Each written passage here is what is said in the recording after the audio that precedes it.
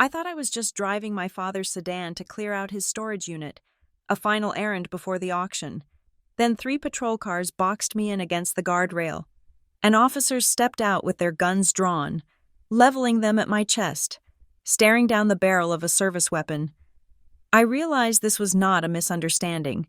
My sister had not just reported the car stolen, she had decided to turn my life into a crime scene.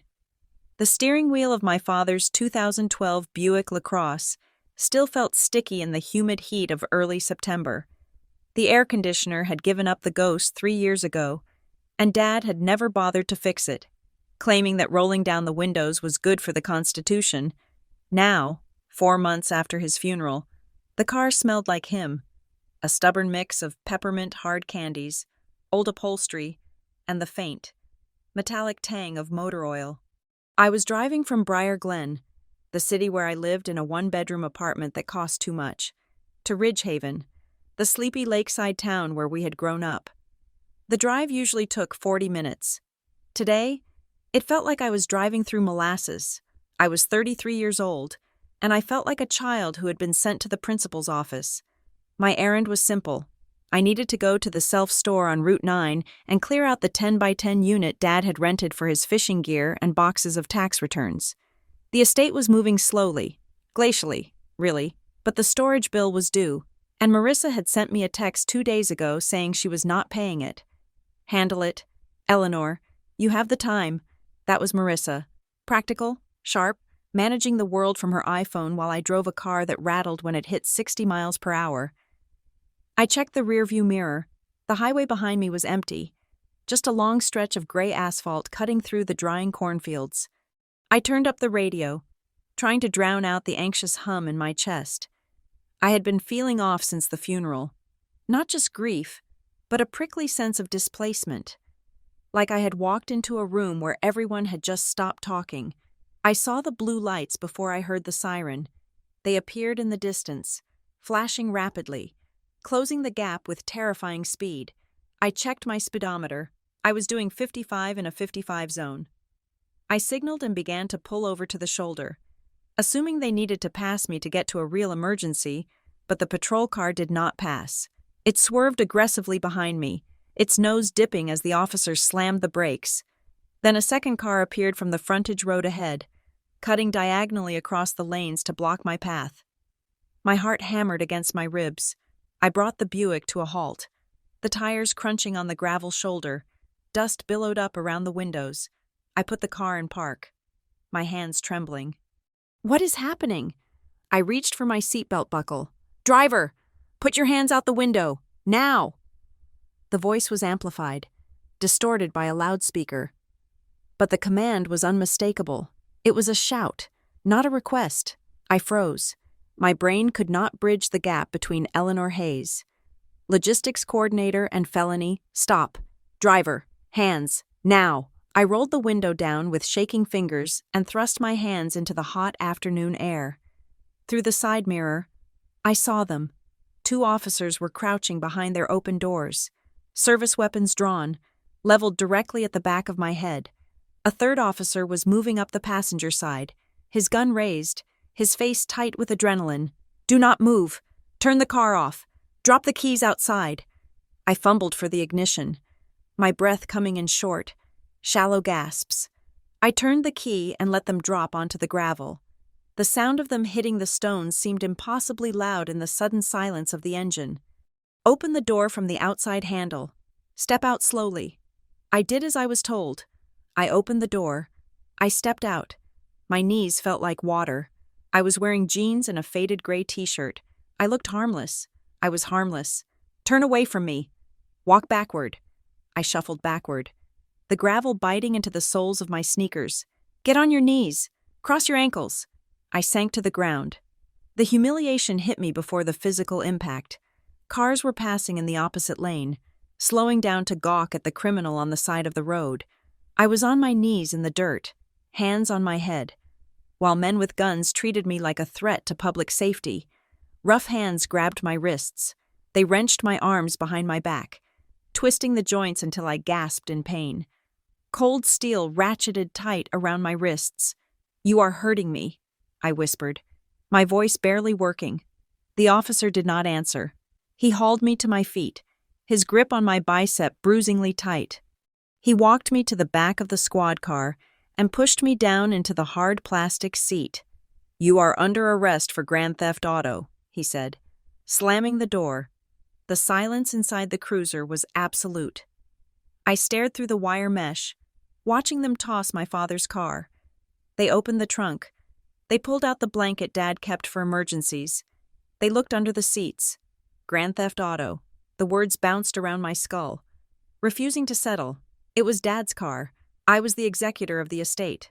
Theoretically, or at least, I was supposed to be co-executor with Marissa.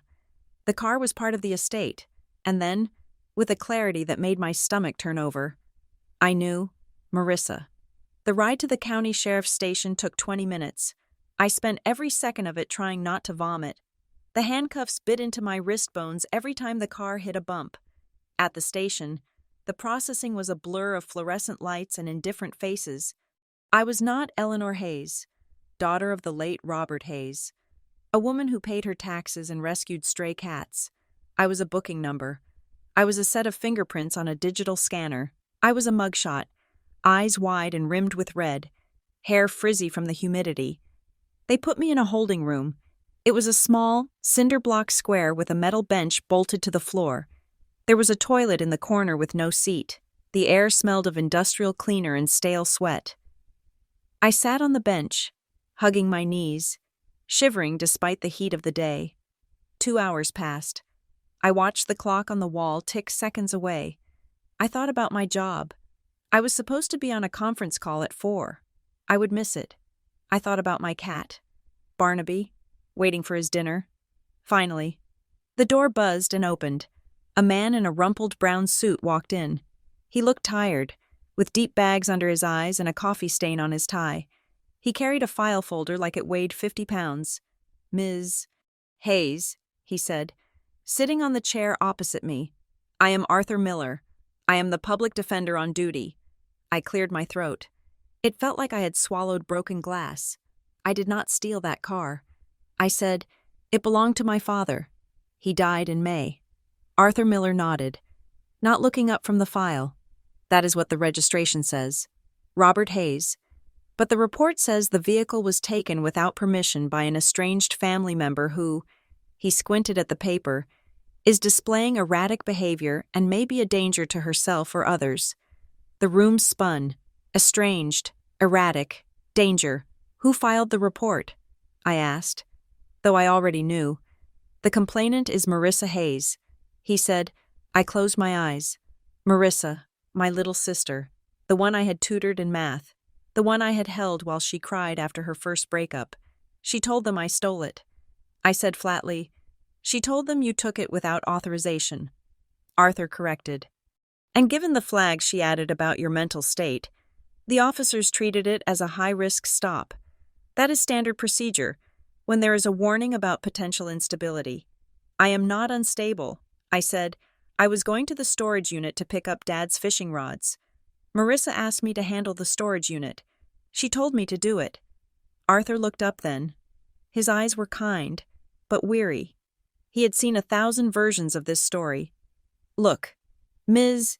Hayes, this looks like a family dispute that got out of hand. But once a stolen vehicle report is filed, the police have to act. The district attorney is not likely to press charges if you can prove you had a right to use the car. But right now, on paper, you are in possession of stolen property." He leaned forward. "Here is what is going to happen. We are going to show them the probate documents if you have them, or we are going to get your sister to rescind the report. But I need you to be calm. If you go out there screaming about a setup, you are going to prove her point about the erratic behavior. Do you understand?" I understood. I understood perfectly. Marissa had weaponized the system. She had used specific buzzwords, spiraling, danger, erratic, to ensure the police would not just pull me over and ask for a license. She wanted them to pull guns. She wanted me terrified. She wanted me booked. And she had done it without technically lying. I did not have written permission to drive the car today. I did not have the title in my name yet. I took a deep breath. I have the insurance card in the glove box. I said, "It lists me as an authorized driver. Dad put me on it 3 years ago when I drove him to his chemo appointments." Arthur raised an eyebrow. That would have been good to mention earlier. "I was staring at a Glock," I said. "I forgot." Arthur stood up. "Sit tight. Let me go talk to the desk sergeant." He left me alone again. I leaned my head back against the concrete wall. I felt a cold, hard rage beginning to crystallize in my chest. This was not a prank. This was not a sisterly spat. This was an act of war. Another hour passed before the door opened again. An officer I did not recognize stood there. "You are free to go," he said. I stood up, my legs stiff. "The car?" I asked. "Impound lot," he said. "You can pick it up once you pay the towing and storage fees." "And Ms. Hayes?" I looked at him. "You need to sort this out with your sister. We do not like being used as marriage counselors or family therapists. Next time, do not take the car unless you have the title in your hand." I walked out of the station into the blinding late afternoon sun. My phone was in the envelope of personal effects they returned to me. I turned it on. 5 missed calls, all from Marissa. I stood on the sidewalk, watching the cars drive by. I should have called a cab. I should have gone home and hidden under my duvet. Instead, I dialed Marissa. She answered on the first ring. "Eleanor, oh my God, are you okay?" Her voice was high, breathless, dripping with frantic concern. It was a performance. I could almost see her pacing in her granite countertop kitchen, phone pressed to her ear, checking her reflection in the microwave. "I am at the police station. Marissa," I said. My voice sounded strange to my own ears, hollow, calm. "I was so worried," she cried. "I went by your apartment this morning and the car was gone, and you were not answering your texts, and I just panicked. You know how you have been lately. I thought you might have done something. I have been fine. Marissa, I have been going to work. You have been distant," she insisted. "And after the way you blew up at Cynthia last week?" I had not blown up at Cynthia. I had politely suggested that our stepmother should not wear white to the memorial service. "I called the police because I wanted them to find you," Marissa continued, her voice dropping to a soothing, patronizing register. "I did not know they would arrest you. I just told them the car was missing and I was worried about your safety. I was trying to protect Dad's property and protect you. You told them I stole it. I said you took it without permission. Because you did. We have not settled the distribution of assets yet. Eleanor, you cannot just drive off with estate property. Cynthia is very concerned about liability." There it was. Cynthia.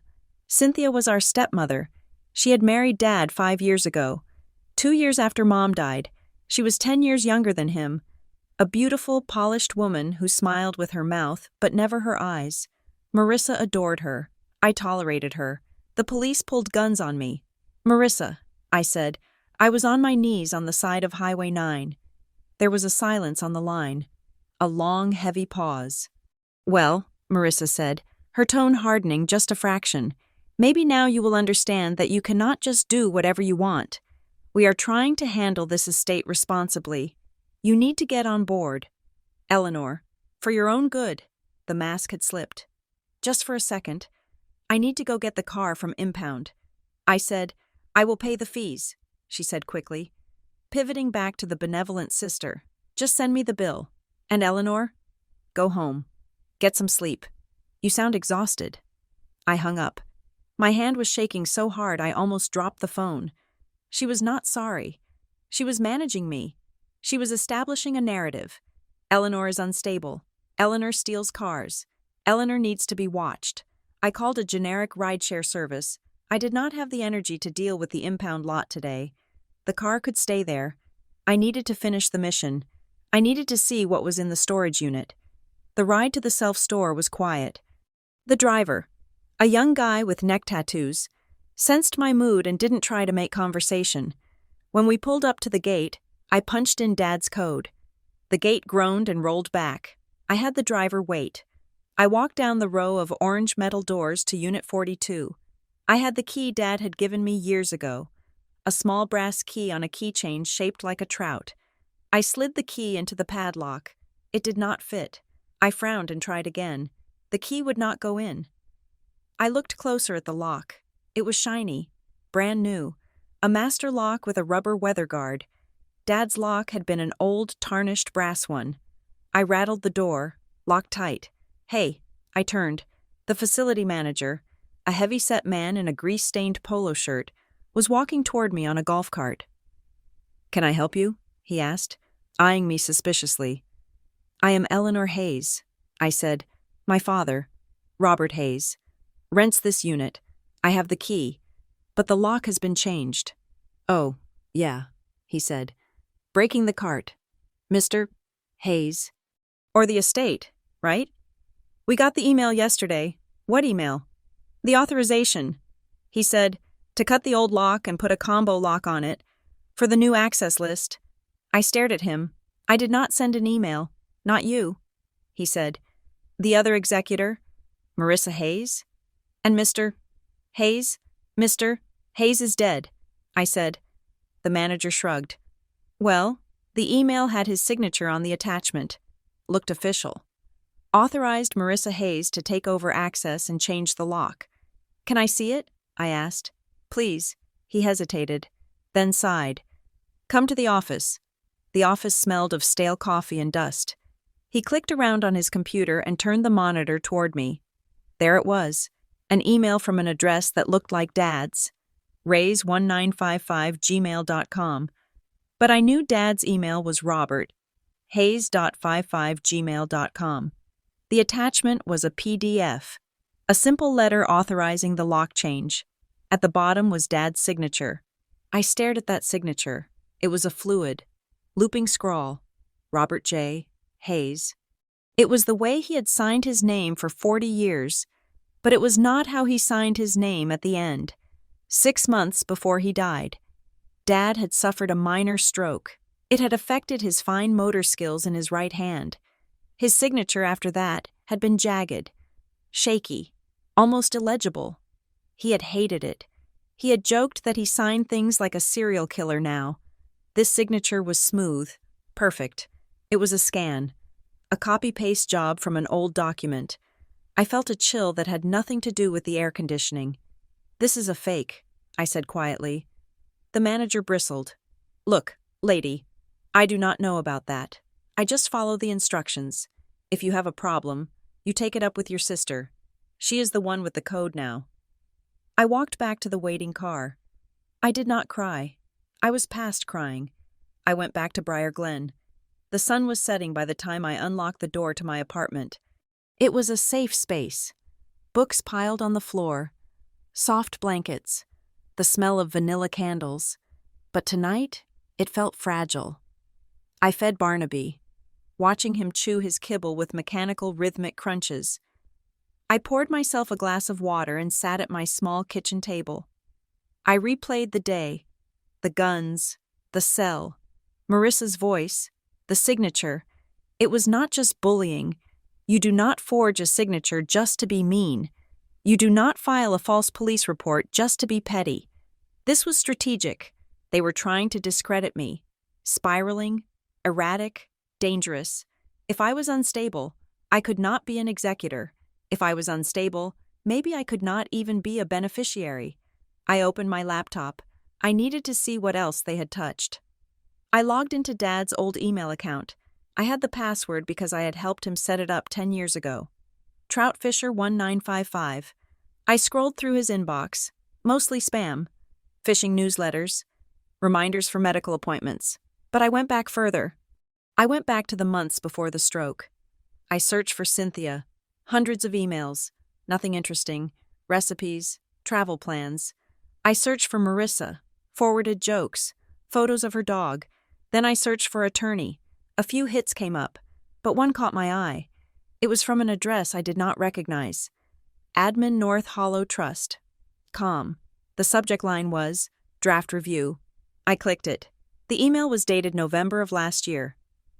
Dear Robert, attached is the draft of the amendment we discussed. Please review the language regarding the trust distribution. As agreed. This keeps the primary assets protected. Dad had forwarded this email to himself a week later, and he had added a note at the top, just to himself. If anything seems off, call me directly. I stared at the screen. Dad didn't talk to himself in emails. He used sticky notes. I hovered over the sender. North Hollow Trust Estate. Dad's lawyer for 30 years had been old Mr. Henderson on Main Street. I had never heard of North Hollow Trust. I clicked on the attachment. It was password protected. I tried Dad's birthday. Failed. I tried his social security number. Failed. I tried the name of his first dog. Failed. I sat back, rubbing my eyes. The police had pulled guns on me today. My sister had set me up. My stepmother was pulling strings from behind the curtain, and somewhere in a law firm I had never heard of. There was a document my father had been worried about. I looked at my reflection in the dark window of the kitchen. I looked pale. Small. I looked like the Eleanor they all knew. The quiet one. The one who avoided conflict. The one who let Marissa have the bigger bedroom and the better car because it was easier than fighting. Behave, or we will keep doing this. That was the message. I closed the laptop. I stood up and walked to the sink, pouring the rest of the water down the drain. I was done behaving. I was done being the person they thought I was. They wanted to paint me as a criminal? Fine, I would not be a criminal. But I would be something worse. I would be a witness. I went to my desk and pulled out a fresh yellow legal pad. I uncapped a black pen. At the top of the page, I wrote, "The incident." Underneath, I wrote, "Date, September 4th, 2026. Time, 2:15 p.m. Location, Highway 9. I began to write down everything. The officers' badge numbers, which I had memorized in the car, the exact phrasing Marissa had used on the phone, the discrepancy with the lock, the signature. I wrote until my hand cramped. I wrote until the sun was fully down and the streetlights were buzzing outside. I was going to build a case. I was going to document every lie, every forgery, every threat. I was going to stop asking them to treat me fairly. And I was going to start preparing to destroy them in court, because that is where we were going.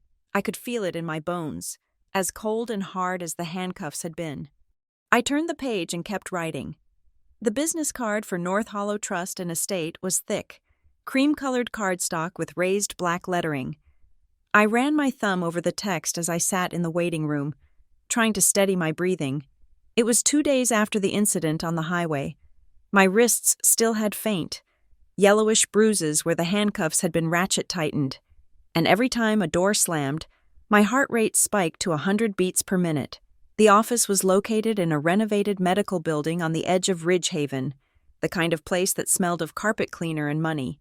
It was quiet, aggressively quiet. "Ms. Hayes?" I looked up. A man stood in the doorway of the inner office. He was tall, thin, and wore a gray suit that looked tailored to within an inch of its life. He had wire-rimmed glasses and the kind of neutral, unreadable expression that probably cost $500 an hour. "I am Graham Ivers." He said, "Come in." I followed him. His office was a study in minimalism, a glass desk, 3 chairs, and a wall of bookshelves filled with leather-bound volumes that looked like they had never been opened. There were no photos of family, no personal trinkets, just files. I sat down. He took his seat behind the glass desk and opened a manila folder. He did not ask how I was doing. He did not offer me water. "I reviewed the police report you sent over," he said. His voice was dry, like turning pages. I braced myself. "It is a mess," I said. "It is a strategic problem," he corrected. He pulled a sheet of paper from the file and slid it across the desk toward me. It was a copy of the incident report. He tapped a paragraph near the bottom with a manicured finger. "Read that," he said. I looked at the text. "Reporting party states subject has a history of erratic behavior and may be suffering from a mental health episode. Request welfare check and vehicle recovery." He leaned back, interlacing his fingers. "In probate litigation, Ms. Hayes, we look for leverage. Your sister handed the opposition a significant lever if we end up contesting the distribution of assets. The opposing counsel will use this report to argue that you are unfit to manage your own financial affairs, let alone act as a fiduciary for the estate. But it is a lie, I said, feeling the heat rise in my neck. She lied to them. She made a subjective statement of concern. Graham said calmly, "Proving it is a malicious lie is difficult. Disproving that you are unstable is now your burden. You were detained. You were handcuffed. There is a record of a stolen vehicle stop.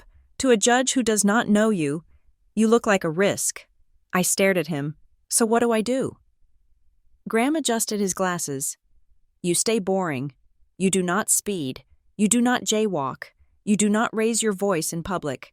And you listen to what I am about to tell you about your father's estate, because the police report is the least of your problems." He opened a second file. This one was thicker. I did some digging into the court filings in the county recorder's office. He said, "You are operating under the assumption that your father's will is the governing document. The will divides everything equally between you and Marissa, with a stipend for your stepmother, Cynthia." "Yes," I said. "Dad showed it to me last year. That will is still valid," Graham said. "But it is now largely irrelevant." My stomach dropped. "Why?" "Because most of the assets are no longer in the estate," he said. He pulled out a document. Stapled in the corner, it looked new. 6 months ago, a new trust vehicle was created, the Robert Hayes Family Trust. Sometime between January and March, the deed to the house in Ridgehaven, the primary investment account, and the beneficiary designation on his life insurance policy were all transferred into this trust. He slid the document toward me. I picked it up. The legal language was dense, but I saw the date. February 14th, 2026, Valentine's Day. "Who controls the trust?" I asked. "That is the interesting part," Graham said. "Usually, a family trust names a family member as trustee, your father, then you or your sister. But this trust names a corporate trustee." He pointed to a line on the third page. "Ridgehaven Fiduciary Services. I have never heard of them."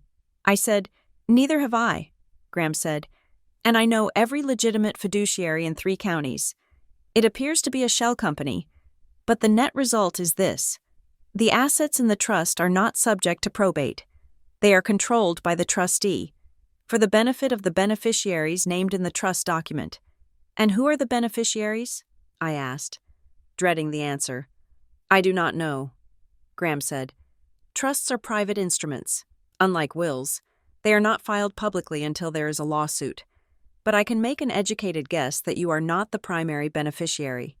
I sat back, the document trembling slightly in my hand. "They moved everything." I whispered, "The house, the insurance. That is over $800,000, closer to $1.2 million. Given the current real estate market," Graham said. He looked at me, his expression softening just a fraction. It was not pity. It was the look a mechanic gives a car that has been totaled. "Ms. Hayes, if your father signed these transfers willingly, there is nothing you can do. It is his money. He can burn it if he wants. He did not." I said firmly, "He had a stroke in January. He was in rehab in February. He could barely write his name. He certainly was not setting up complex trusts with shell companies on Valentine's Day." Graham nodded slowly. "That is what we need to prove. But you need to understand the battlefield. They have the money. They have the documents. And now, thanks to your sister, they have a police report that says you are the crazy one." He closed the file. "You have a meeting with them today, correct?" "Yes." I said, "Cynthia invited me for tea. She said we need to clear the air." "Go," Graham said. "Listen, do not agree to anything. Do not sign anything. And for God's sake, do not lose your temper. They want you to explode. If you explode, they win." Cynthia's house in Ridgehaven was a sprawling, white-columned colonial that looked like it belonged on a postcard for the American dream. The lawn was manicured to a terrified green perfection. The hedges were trimmed into geometric precision. I parked my rental car, a nondescript gray sedan, on the street. I did not want to park in the driveway. I wanted a quick exit. I walked up the slate path, my shoes clicking loudly in the afternoon silence. I took a deep breath. visualizing Graham's advice. Stay boring. The door opened before I could knock. Marissa stood there. She looked tired, but in a glamorous way. She was wearing yoga pants and an oversized cashmere sweater. Her hair pulled back in a messy bun that probably took 20 minutes to style. "Eleanor," she said, breathless. She reached out and hugged me. I stood stiffly in her arms, feeling the shallow rise and fall of her chest. She smelled of expensive lavender soap. "I am so glad you came," she whispered. "I have been sick over this whole thing." I pulled back. I looked at her face. Her eyes were wide, pleading. It was the face she used when she wanted to borrow money, or when she had crashed Dad's car in high school and needed me to take the blame. "Where is Cynthia?" I asked. "In the sunroom," Marissa said. "Come on." She made iced tea. I followed her through the house. It was immaculate. White carpets, white furniture, glass tables. It felt like a museum where nothing was allowed to be touched. Dad had always hated this house. He said it felt like living in a dental clinic. Cynthia was sitting on a wicker sofa in the sunroom, overlooking the lake. She was 60, but looked 45 thanks to Pilates and a very good dermatologist. She was wearing a linen blouse and pearl earrings. "Eleanor," she said, her voice warm and rich, like melted chocolate. She did not get up. She gestured to the chair opposite her. "Sit, dear. You look tired." I sat. "I had a rough couple of days," I said. Cynthia sighed. A tragic, theatrical sound. "We know. Marissa told me everything. It is just awful. A terrible misunderstanding." She poured tea from a glass pitcher. The ice clinked musically. "We need to make sure you are safe." "Eleanor," Cynthia said, handing me a glass. "That is our priority. When Marissa told me you had taken the car without telling anyone, and that you were, well, unresponsive, we just panicked. You reported the car stolen." I said, "We reported it missing." Cynthia corrected gently. "The police escalated it. You know how they are." She took a sip of her tea, watching me over the rim of the glass. Her eyes were sharp, calculating. "But this brings us to why we wanted to talk." She continued. Marissa sat down next to Cynthia, creating a united front on the sofa. "Dad's estate is complicated," Cynthia said. "More complicated than we thought. And with your recent stress, we think it is best if we simplify things for you." She reached under the coffee table and pulled out a slim folder. "Marissa and I have drawn up a temporary agreement," she said. "It is just a stopgap. It puts the major assets into a holding pattern so we do not have to worry about taxes or probate right now. It also sets up a monthly stipend for you, so you do not have to worry about working while you get back on your feet." I looked at the folder. "I am on my feet." "Cynthia, I have a job." Marissa chimed in, her voice trembling slightly. "Elle, please, you are living paycheck to paycheck. We know that, and after the incident.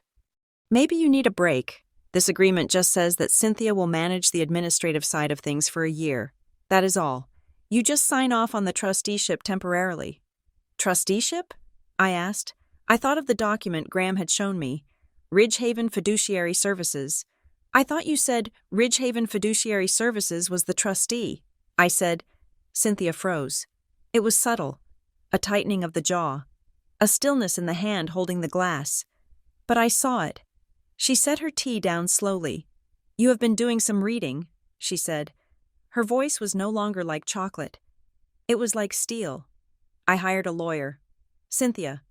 Marissa looked at Cynthia, panic flitting across her face. "Eleanor." "Why?" Marissa asked. "We are family. You do not need a lawyer. We are trying to help you." "The agreement," Cynthia said, cutting Marissa off. "It ratifies the current structure. It protects the assets from outside liabilities, including your own potential liabilities." "Eleanor." She leaned forward. "Let us be honest. You have a history." "Eleanor." I stared at her. "What history?" "A history of disappearing," Cynthia said. "Of checking out. You moved to Briar Glen. You barely visited for 2 years.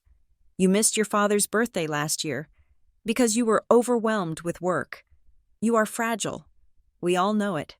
I felt the anger rising, hot and suffocating. I had missed Dad's birthday because I had the flu. I had moved to Briar Glen because I could not afford to live in Ridgehaven, where Cynthia insisted on eating at restaurants that cost $50 a plate. I am not fragile, I said, and I am not signing anything. Cynthia's face changed. The warmth vanished completely, replaced by a cold, sneering indifference.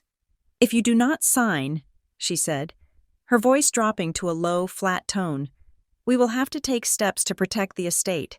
If that means filing for a conservatorship based on your recent criminal behavior, we will do it. Criminal behavior? I said, my voice rising despite my promise to Graham. You manufactured that behavior. And who will the judge believe? Cynthia asked. The grieving widow and the concerned sister? Or the woman who was pulled over at gunpoint in a stolen car? She stood up. The meeting was over. You are unreliable. Eleanor, she said. You always have been. Your father knew it. That is why he signed the trust. He knew you would squander everything. She turned and walked out of the room. Marissa sat on the sofa, looking down at her hands. Marissa, I said. She did not look up. Just sign it. Elle, she whispered. Please, she is not going to stop. I walked out. I left the tea untouched. I drove straight to a park by the lake and sat in the car. Shaking. I needed to call Graham, but my hands were trembling too much to dial. He knew you would squander everything. It was a lie. I knew it was a lie. Dad and I had been close in a quiet way. He trusted me. He had made me executor of the will. But Cynthia's confidence was terrifying. She believed her own narrative, or she was so good at lying that she could convince herself. My phone buzzed. It was Graham. I took a deep breath and answered. Ivor's here. He said, I have something. I met with them. I said, they tried to get me to sign away my rights. They threatened a conservatorship. Standard playbook, Graham said, dismissing it. Listen to me. I found the notary log. What? The amendment to the trust. The one that moved the house and the money. It was notarized on February 14th. I pulled the logbook from the notary public. A woman named Linda Halloway. Okay, I said. The log says your father appeared in person before her on February 14th at 2 p.m. to sign the document. Okay, I repeated. So he signed it? Eleanor, Graham said, his voice sharpening. Think, where was your father on February 14th? I frowned, scrolling back through the calendar in my mind. February, it was cold. Dad had just had the stroke in late January. He was at St.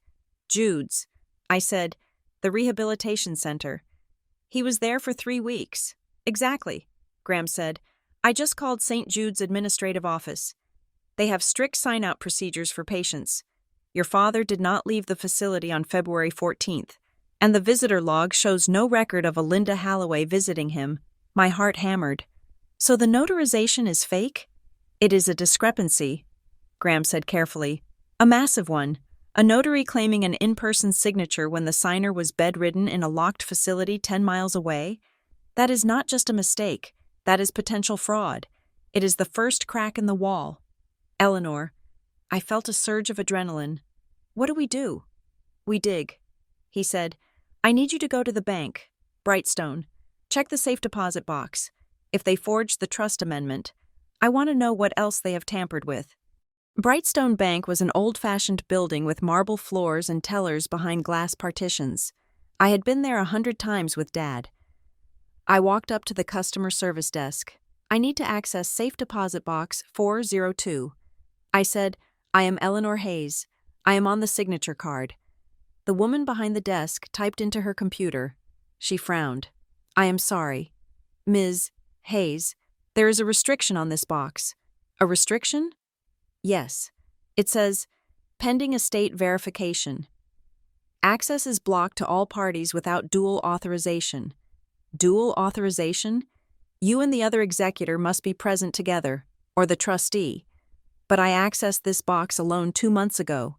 I said, to get the will, the restriction was placed last week. she said. August 28th. I looked at the screen. Who placed it? She hesitated. I cannot give out specific internal details, but it looks like a change request form was submitted. By whom? I demanded. My father is dead. I am the executor. Ms. Hayes, please lower your voice. I took a step back. I looked around the lobby. People were watching. Stay boring. I swallowed my rage.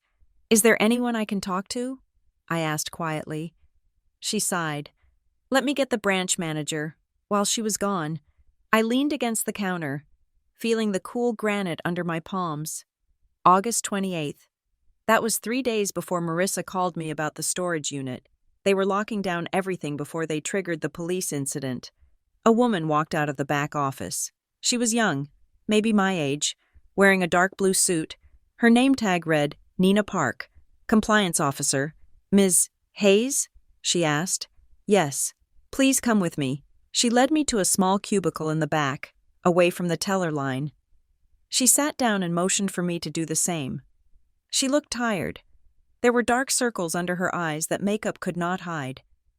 I understand you are asking about the restriction on the box. She said, yes, it is illegal. I have the letters testamentary from the probate court. I have the right to access that box. Nina Park looked at her computer screen, then at the door. Ensuring it was closed, she lowered her voice. Technically, you are right, but the bank received a digital request form regarding the safety of the contents. It was flagged as urgent, potential theft risk. From who? I asked. Nina hesitated. She tapped her pen on the desk. She looked like she was debating something. Ms. Hayes, I should not tell you this. I could lose my job. She looked at me, and I saw a flicker of recognition. She knew who I was. Small towns talk. She probably knew about the police stop, but I hate bullies, she murmured, almost to herself. She turned the monitor slightly so I could see. The request came from an email address, chase_private@gmail.com. Cynthia ... and it included an attachment ... Nina said ... a death certificate ... We provided the death certificate months ago. I said, I know. Nina said. But this one was different. I processed the original one. It listed the cause of death as stroke complications. This one, she clicked open a file. This one lists the cause of death as pending investigation, and it was submitted to justify freezing the account due to suspicious circumstances. I stared at the screen. The document looked official. It had the seal, it had the signature of the county coroner, but it was edited. I could see a faint pixelation around the text where pending investigation was typed. They are trying to make it look like I killed him, I whispered, or at least that his death was not natural. Nina nodded grimly. That document triggered an automatic freeze. It is standard procedure for compliance. But Ms. Hayes, I looked at the metadata on the submission. Metadata? The digital footprint. The request came in at 3 a.m. on a Sunday. And the IP address? It did not come from a residential internet connection. It came from a commercial server. A co-working space downtown. I felt a chill. Why are you telling me this? I asked. Nina looked down at her hands. Because my grandmother had dementia, and her neighbor convinced her to sign over her house for $1. I saw what it did to my family. She looked up, her eyes fierce. This smells wrong. The restriction stays until a judge lifts it. I cannot override that. But you need to know that this is not just a family dispute. This is paper warfare. She scribbled something on a sticky note and slid it across the desk. That is my personal number. Do not call me at the bank again. I walked out of the bank into the bright, harsh sunlight. I sat in my rental car and did not start the engine. I opened my purse and took out the yellow legal pad I had started the night before. I turned to a fresh page. I wrote timeline at the top. February 14th. Trust amendment signed. Dad in rehab. Notary. Linda Halloway. August 28th. Bank freeze initiated. Source. Cynthia. Document. Altered death certificate. September 2. Storage unit lock changed. Fake signature. September 4. Police stop. Stolen vehicle report. I looked at the list. It was breathtaking in its scope. They were not just stealing the money. They were systematically dismantling my reality. They were creating a paper trail that described a completely different world, a world where Dad was competent when he wasn't, where I was a thief, where his death was suspicious, where the assets needed protection from me. Cynthia was not just cruel. She was an architect. She knew that if she threw enough paper at the wall, police reports, bank freezes, medical flags, the system would grind to a halt, and while the system was frozen, she would control the money. She would bleed the estate dry through administrative fees and maintenance costs, while I fought to prove I wasn't crazy. It was designed to make me give up, to make me take the small stipend and walk away because the fight was too big, too expensive, too humiliating. I picked up the pen and underlined February 14th 3 times. The notary. That was the loose thread. Cynthia had built a fortress of lies, but she had built it on a foundation of forgery and forgeries. No matter how good, always leave a mark. I put the car in gear. I was not going back to Briar Glen tonight. I was staying in Ridgehaven. I drove to the cheapest motel on the outskirts of town, the kind with flickering neon signs and thin walls. I paid cash. I sat on the lumpy bed and spread my papers out. I was not Eleanor the victim anymore. I was Eleanor the auditor, and I was going to audit them until their whole house of cards came crashing down. I picked up my phone and texted Graham. I have a lead on the bank, and I know who helped them. We need to subpoena the notary. I lay back on the pillow, staring at the water stain on the ceiling. I could still feel the phantom sensation of the handcuffs, but now, it didn't make me want to cry. It made me want to win. Graham filed the motion in Lark County Probate Court on a Tuesday morning. It was a sterile, bureaucratic act. A stack of paper passed across a clerk's counter, stamped with a heavy, rhythmic thud, and filed into a system that smelled of dust and indifference. But to me, it felt like pulling the pin on a grenade.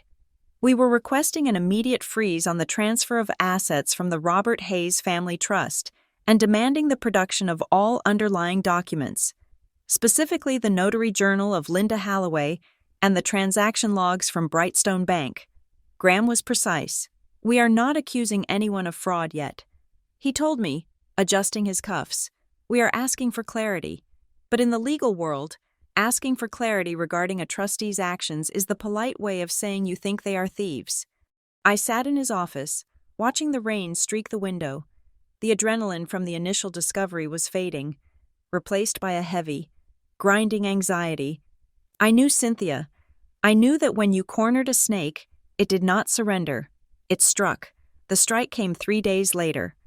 But not from a lawyer. It came from my Aunt Sarah. Sarah was my father's younger sister, a woman who lived 2 towns over and communicated primarily through Facebook comments and Christmas newsletters. She called me while I was in the break room at work, staring at a cup of lukewarm coffee. "Eleanor," she said, her voice dropping to a whisper that suggested she was shielding the phone with her hand. "I just got off the phone with Marissa." My stomach tightened. "Oh?" I said. "She is worried sick about you." "Honey," Sarah said. "She told me about the incident on the highway. Good Lord. Eleanor. Held at gunpoint?" I gripped the phone. "Aunt Sarah, it is not what you think. Marissa said the police had to draw their weapons because you were refusing to exit the vehicle." Sarah continued, steamrolling over me. "She said it was terrifying. She said you have been detached lately. Is it drugs? Elle, you can tell me." I felt the blood drain from my face. "It is not drugs," I said, my voice shaking. "Marissa reported the car stolen. That is why they drew their guns." There was a pause on the line, a skeptical, heavy silence. "Well," Sarah said, her tone cooling, "Marissa did not mention that. She just said you were in a high-risk traffic stop and that the family is trying to keep it quiet so you do not get a record. She is trying to protect you. Eleanor, you should be grateful, not making up stories about your sister." I hung up. I stared at the black screen of my phone. It was brilliant. Evil, but brilliant. Marissa had told the truth about the guns but left out the cause. To the outside world, I was the one who had provoked a police standoff. Marissa was the suffering saint trying to manage her unstable sister. My reputation was warping in real time. I could feel the edges of my identity curling and blackening like paper held over a flame. But the social isolation was just the opening salvo. The real attack hit me where I lived. I worked as an operations coordinator for a mid-sized logistics company in Briar Glen. It was a good job, not glamorous, but it paid my rent and gave me health insurance. I was good at it. I liked the order of it. Moving pallets from point A to point B, solving puzzles, keeping the supply chain clean. On Thursday afternoon, my boss, David, called me into his office. The HR director, a woman named Janice who usually smiled at me in the hallway, was sitting in the corner chair. Neither of them was smiling. "Close the door." "Eleanor," David said. I sat down, my hands folding together in my lap to hide the tremor. "We received an email this morning," Janice said. She slid a printed sheet across the desk. It was sent from an anonymous Proton Mail account. "To whom it may concern, I am writing to inform you that your employee, Eleanor Hayes, is currently the subject of a police investigation regarding grand theft auto and potential fraud involving an estate matter. Given her access to sensitive inventory and shipping manifests, I felt it was my duty to warn you that she may be a liability risk." I read the words. They were clinical, professional, and devastating. "This is a lie," I said, looking up at David. "I mean, the police stop happened. But it was a misunderstanding. My sister reported my own car stolen. There are no charges. I am not under investigation for fraud." David looked uncomfortable. He rubbed the back of his neck. "Eleanor, we value you. But this? Theft? Police involvement? We handle high-value cargo here. If something goes missing and we knew about this and did nothing, our insurance would void our coverage." "I am not a thief," I said, my voice rising. "We are not firing you," Janice said quickly. "But we have to initiate an internal review. Until that is clear, and until you can provide documentation that this police matter is resolved, we are placing you on unpaid administrative leave." "Unpaid?" I asked. It was a gut punch. They knew I lived paycheck to paycheck. Without that income, I could not pay Graham. I could not pay my rent. "It is standard policy," Janice said, not meeting my eyes. I walked out of the office carrying a box of my personal things, a stapler, a framed photo of my cat, a stress ball. I walked past my coworkers, who quickly looked down at their keyboards. They knew. In a small office, everyone knew. I sat in my car in the parking lot and screamed. I screamed until my throat was raw. They were not just trying to take the inheritance, they were trying to starve me out. I needed to hit back. I called Nina Park. We met at a coffee shop 3 towns over, a place where neither of us would be recognized. Nina looked nervous. She kept checking the door. "I should not be here," she said, stirring her black coffee. "Thank you." I said, "I mean it." She slid a folded napkin across the table. I looked into the IP address from the bank request. She said, "The one that submitted the altered death certificate." "And?" "It traces back to a dedicated server at a place called The Hive." She said, "It is a co-working space in Ridgehaven. Do you know it?" I nodded slowly. I knew it. Marissa had posted photos from there on Instagram. Building the empire.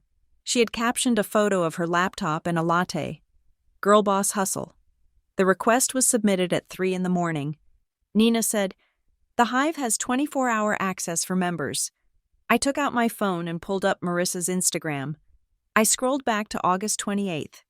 There it was, a story highlight. A time-stamped photo of the empty office at 2:45 in the morning. Late nights, big dreams. The text read, "She was there." I said, "She was there when the document was sent. It is circumstantial." Nina warned, "But it connects her to the location at the exact time the fraud occurred. It is enough to start." I said, I left the coffee shop and drove to the storage facility. I had one more loose end to pull. The manager was there. The same man who had been so dismissive before. He looked annoyed to see me. "I told you, lady. The lock is changed," he said. I am not here to open it.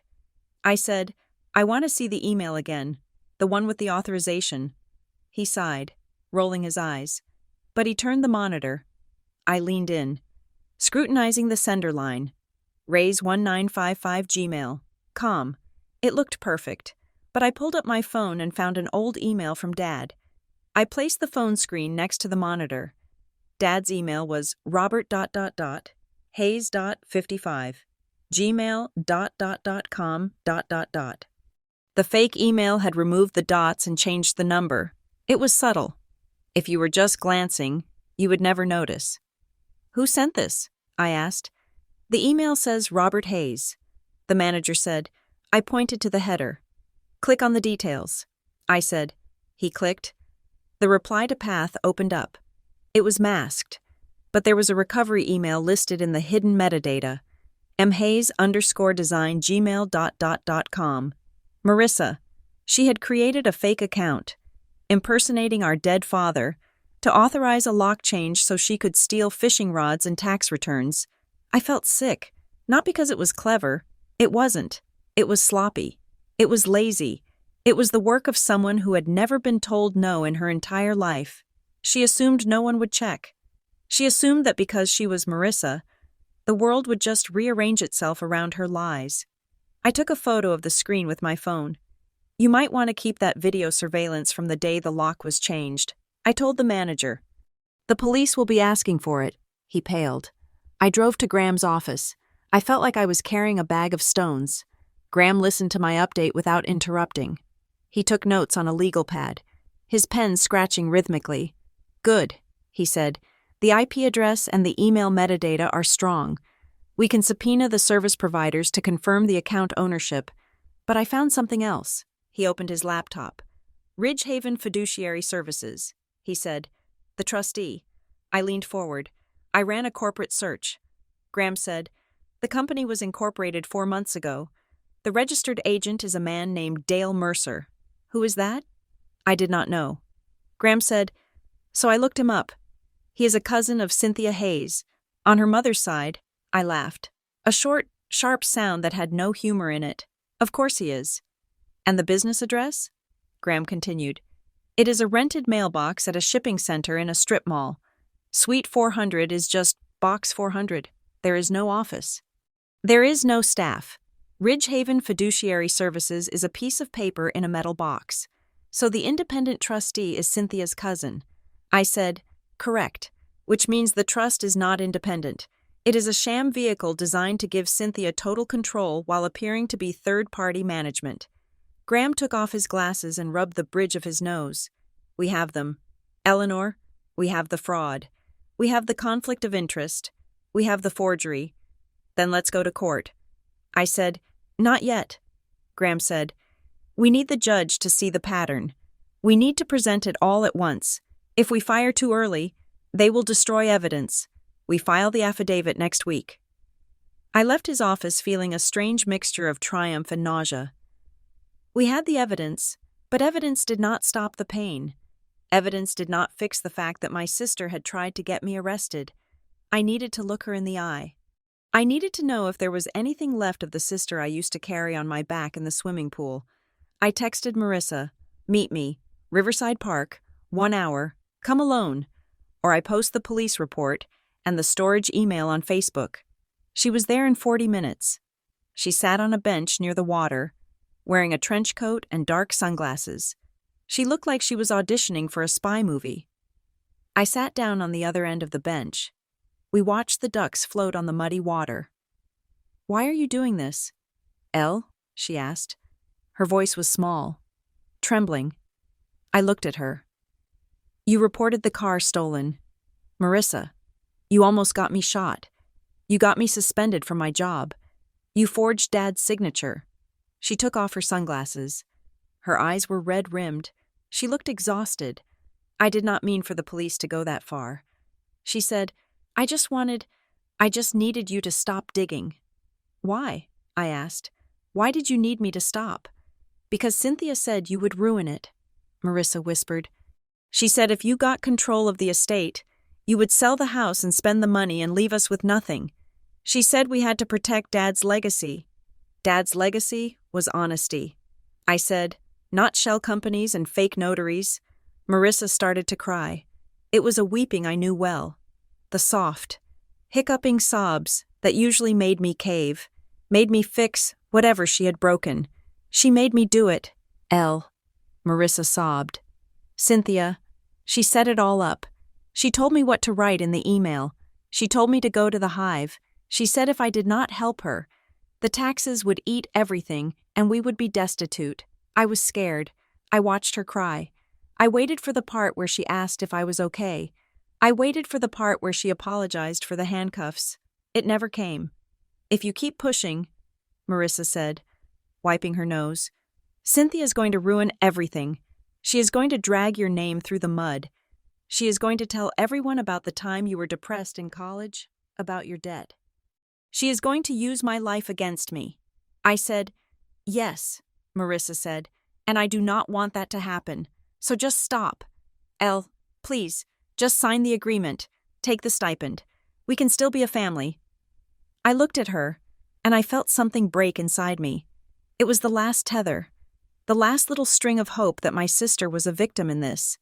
She was not a victim. She was an accomplice who wanted immunity. She wanted the money, and she wanted the clear conscience. She wanted me to absorb the loss, so she did not have to absorb the guilt. That was my role. That had always been my role. Eleanor the shock absorber, Eleanor the buffer. I stood up. I am not signing. I said, Marissa looked up, panic flaring in her eyes. Then you are on your own. She spat. Do not come crying to me when you lose everything. I already lost everything that mattered. Marissa, I said. I walked away. I did not look back. I went home to my apartment. It felt cold. The heating bill was due, and I did not have the money to pay it. I put on a sweater and sat on the floor with Barnaby. There was a knock at the door. I froze. Eleanor Hayes? A voice called. I opened the door. A man stood there, holding a thick envelope. He was not a police officer. He was a process server. You have been served, he said, thrusting the envelope into my hand. He turned and left. I closed the door and opened the envelope. It was a petition filed in Lark County Probate Court. Petitioner, Cynthia Hayes.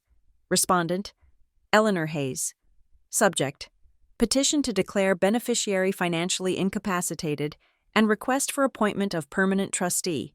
I read the attached affidavit. The respondent, Eleanor Hayes, has demonstrated a pattern of financial instability, erratic behavior, and criminal involvement, as evidenced by the police incident on September 4, 2026.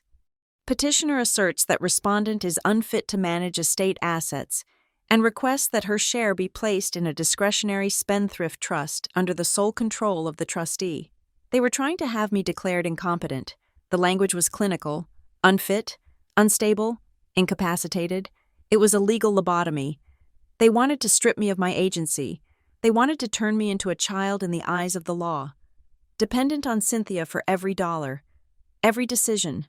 I dropped the papers on the floor. I felt a wave of exhaustion so profound I wanted to lie down and never get up. It would be so easy to sign, to take the stipend, to let them win, to just stop the noise. But then I thought about the guns. I thought about the officer twisting my arm. I thought about the look on the bank manager's face. They had done this to me, and they had done it to Dad. They had forged his name while he was learning how to walk again. They had stolen his voice before he was even in the ground. If I signed, I was agreeing with them. I was agreeing that I was crazy. I was agreeing that Dad's signature didn't matter. I walked to my desk. I picked up the phone and called Graham. Did you get it? He asked. His voice was grim. I got it. I said, this is the nuclear option. Eleanor, Graham said, they are betting you will fold. They are betting you are too scared to have your mental health history examined in open court. I am scared.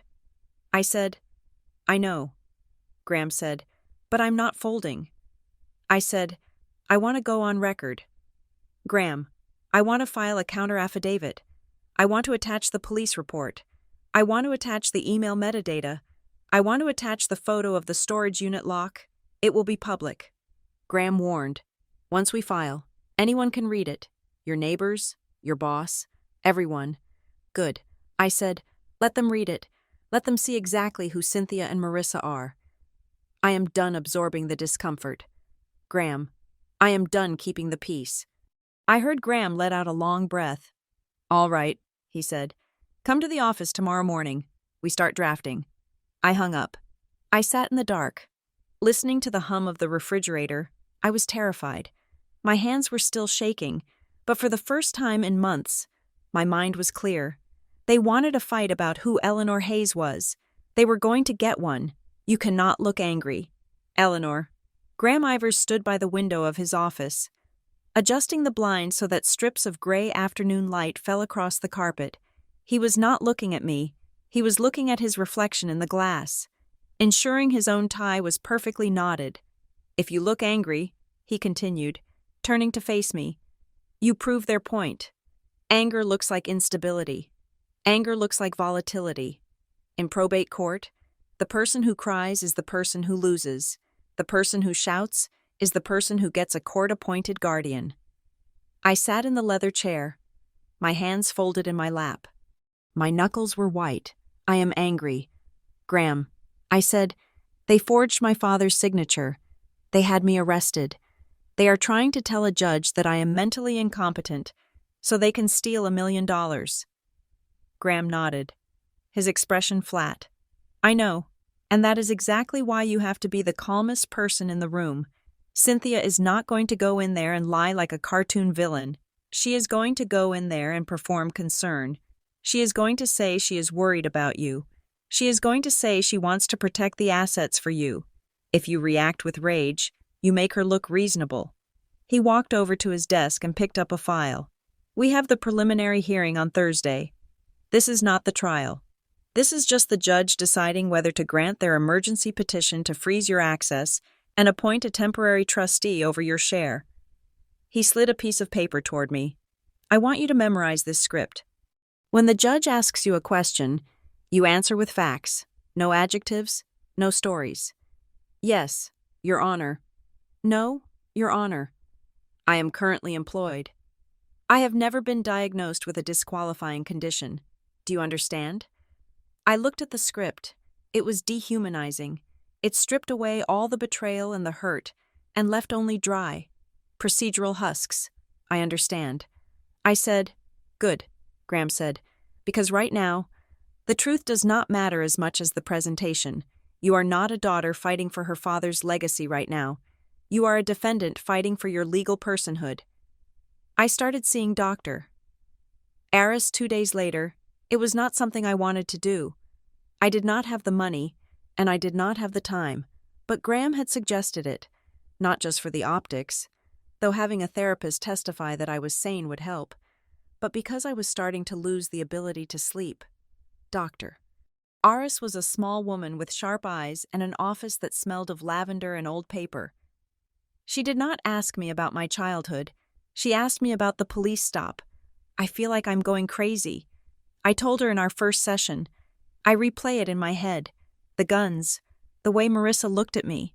Sometimes I wonder if maybe I am the problem. Maybe I did something to deserve this. That is the function of the dynamic. Doctor, Aris said. She had a voice like dry leaves. Gaslighting is not just lying. Eleanor, it is an assault on your reality testing. Your family is rewriting the history of your life to serve a financial narrative. If you do not have an external anchor, you will drift. You will start to believe their draft. She made me do an exercise. I had to write down 3 facts about myself that had nothing to do with my family. I am good at my job. I pay my bills on time. I love my cat. It felt ridiculous. It felt like I was in kindergarten. It is armor. Doctor, Aris said when I complained, you are going into a battle where your identity is the battlefield. You need to know where you end and they begin. I left her office feeling raw, but lighter. I realized I had been walking around with my shoulders hunched up to my ears for a week. I forced myself to drop them. I forced myself to breathe. The call from Graham came on a Tuesday evening. I was heating up a can of soup, staring blankly at the microwave timer. We have a problem, Graham said. What kind of problem? I asked, stirring the soup. A new document surfaced. He said, "My source at the bank. Let's call her a concerned citizen." She managed to get a look at the full packet Cynthia submitted to compliance. Nina. I pictured her in her cubicle, looking over her shoulder. And? There is a document in there called a beneficiary acknowledgement. Graham said, "It is dated March 1st. March? I said. That was 2 months before Dad died. Right. It is a document that supposedly acknowledges the creation of the trust and waives your right to contest it. It says that you, Eleanor Hayes, reviewed the trust terms and agreed that they were in accordance with your father's wishes. I never signed that. I said, I never saw the trust until you showed it to me last week. I know. Graham said, but there is a signature on it. I gripped the phone. Does it look like mine? It looks very much like yours, Graham said grimly. If you only looked at it for 2 seconds, you would say it was yours. They must have lifted it from an old birthday card or a check. But here's the kicker. Eleanor, the document is notarized. By who? Linda Halloway, Graham said. The same notary who claimed your father was in her office when he was in rehab. I felt a cold rage settle in my stomach. It was cleaner than the panic I had felt before. They are doubling down, I said. They are trying to close the loop, Graham corrected. If that document stands, you have no standing to sue. You cannot sue to overturn a trust you formally accepted. They are trying to kill the lawsuit before it is even born. Can we prove it is fake? We have to, Graham said, but proving a forgery is expensive. We need handwriting experts. We need the original. Right now, all we have is a PDF that a bank employee risked her job to describe to me. We cannot use Nina's testimony without getting her fired. We need to find the flaw in the document itself. I could not eat the soup. I poured it down the sink. I wandered around my apartment, feeling the walls closing in. Every object I owned felt temporary. If the judge ruled against me on Thursday, Cynthia could theoretically take control of my finances. She could decide I could not afford this apartment. She could make me move. I stopped in front of the small bookshelf in the hallway. On the top shelf, there was a framed photo of Dad and me. It was from a fishing trip we took when I was 20. We were standing on the dock at sunrise, holding up a string of perch. Dad looked healthy. He looked strong. He was wearing his lucky green hat.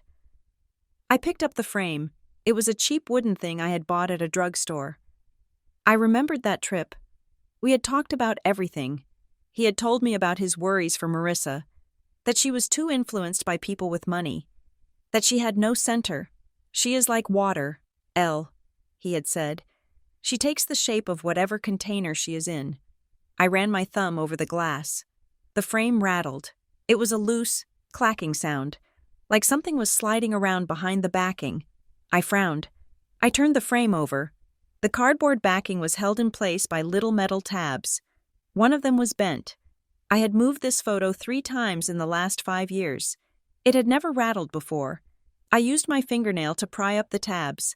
I lifted the cardboard. A small, silver key slid out and hit the floor with a chime. I stared at it. It was a master lock key, small and jagged. There was a piece of masking tape wrapped around the head of the key. On the tape, in Dad's shaky, post-stroke handwriting, was a single number. 14. 14. I looked around the apartment.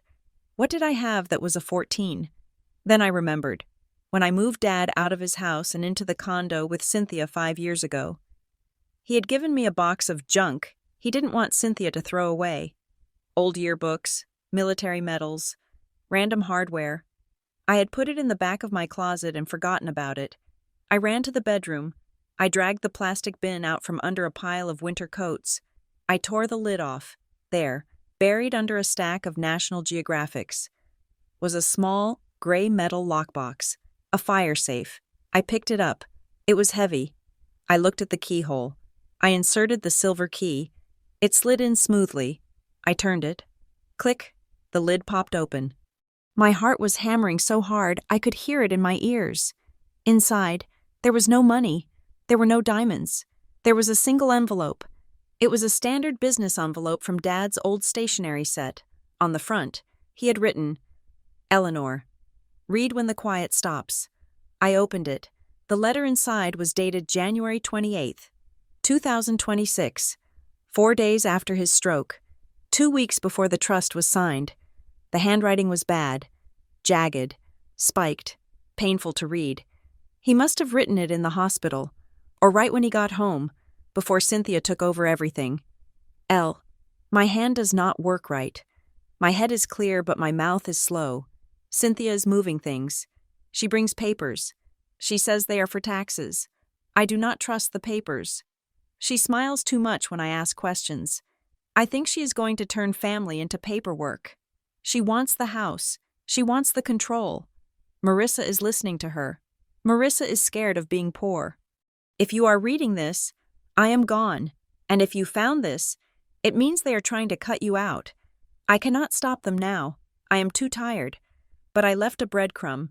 If anything seems off, if the signatures look wrong, contact Calder and Wren Notary Archives. It is a private service. I used them for the business years ago. I insisted we use them for the new will. Cynthia did not want to. I told her I would not sign unless we used a mobile notary who uploaded to their server. I do not know if she listened, but if she brought her own person, check the logs, check the video. I love you. L, you are the strong one. Do not let them make you quiet. Dad. I sat on the floor, holding the paper, tears streaming down my face. Turn family into paperwork. He knew. He had seen it coming. He had been trapped in his own body, watching his wife and daughter plot against him, and he had used the last of his strength to hide a key in a picture frame he knew I would keep. Calder and Wren. I wiped my face. I grabbed my phone and took a picture of the letter. I sent it to Graham. Then I called him. Graham, I said, I found something. Graham did the research overnight. By the time I got to his office the next morning, he had a file on his desk. Calder and Wren Notary Archives. He said, looking like a man who had just found a winning lottery ticket in the gutter. It is a third-party storage firm. They specialize in high-value transaction disputes. They keep digital journals and, crucially, video logs of notarizations when requested. Did Dad use them? I asked. Graham shook his head. No, the trust amendment, the one Cynthia produced, was not registered with Calder and Wren. It was done by Linda Halloway, who is an independent notary. I felt my hope deflate. So it is a dead end? No, Graham said, a shark-like smile appearing on his face. It is the opposite. Your father's letter establishes his intent.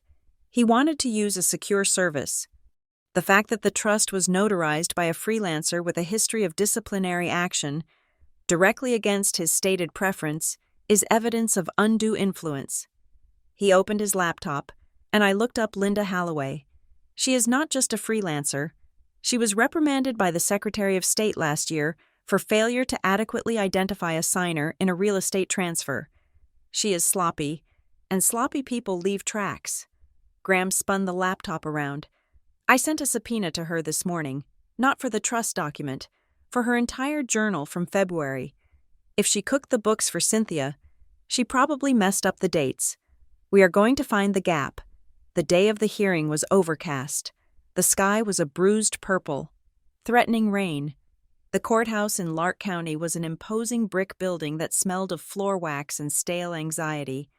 I walked through the metal detector, flinching when the wand beeped near my hip.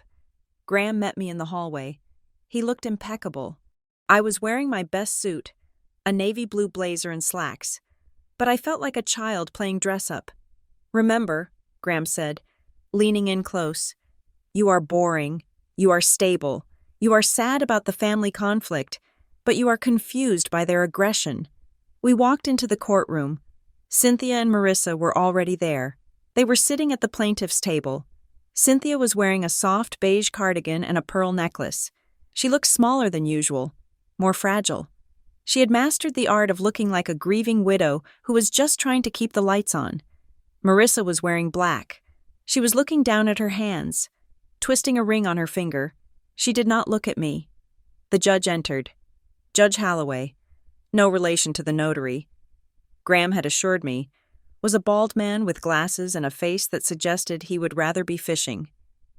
We are here on the matter of the estate of Robert Hayes, the judge said, shuffling papers. Emergency petition for temporary suspension of beneficiary rights and appointment of trustee. Cynthia's lawyer stood up. He was a smooth, silver-haired man named Mr. Sterling. Your Honor, he began, his voice rich and sorrowful. This is a tragic case. My client, Mrs. Hayes, is simply trying to protect the integrity of the estate. The respondent, Eleanor Hayes, has unfortunately demonstrated a rapid decline in stability since her father's death. He held up the police report. We have a documented police incident involving a stolen vehicle. We have reports from family members of erratic outbursts. We have evidence that Ms. Hayes has attempted to access secure bank accounts using aggressive tactics. Cynthia dabbed her eyes with a tissue. It was perfect. It was understated. We are not asking to disinherit Eleanor. Mr. Sterling continued. We are simply asking for a temporary hold. We want to place her share in a managed trust to ensure she does not deplete the assets during this crisis. The judge looked at me. Ms. Hayes, do you have representation? Graham stood up. Graham Ivers for the respondent. Your Honor. He walked to the podium. He did not wave his arms. He did not raise his voice. Your Honor. The stolen vehicle in question was the decedent's car, which my client, a named executor, was driving to perform estate duties. The report was filed by the petitioner's daughter. This is not a case of mental instability. This is a case of a family dispute being weaponized to seize control of assets. The judge looked bored. He had heard this story 1,000 times. Siblings fighting over mom's silverware. Ms. Hayes, the judge said, looking directly at me. I stood up. My legs felt heavy. Did you take the vehicle without the consent of the co-executor? The judge asked. Yes, Your Honor. I said, I believed I had authority as an executor to manage the storage unit. And when the police stopped you, did you resist? No, Your Honor. I complied with all commands. The judge looked at the police report again. It says here they drew weapons. That usually implies non-compliance. I took a breath. Facts. No adjectives. The officers drew weapons because the dispatch report described the driver as potentially dangerous and spiraling. I did not resist. I was released without charges once they verified the registration. The judge grunted. He looked at Cynthia. Mrs. Hayes, do you truly believe your stepdaughter is incapable of managing money? Cynthia stood up. She looked at me with eyes that were swimming with tears. Your Honor, she said, her voice trembling. I love Eleanor. I promised Robert I would take care of her, but since he died, she has just vanished. She does not sleep. She sends angry emails in the middle of the night. I am scared for her. I don't care about the money. I just want her to be safe. It was a masterclass. She wasn't attacking me. She was hugging me to death.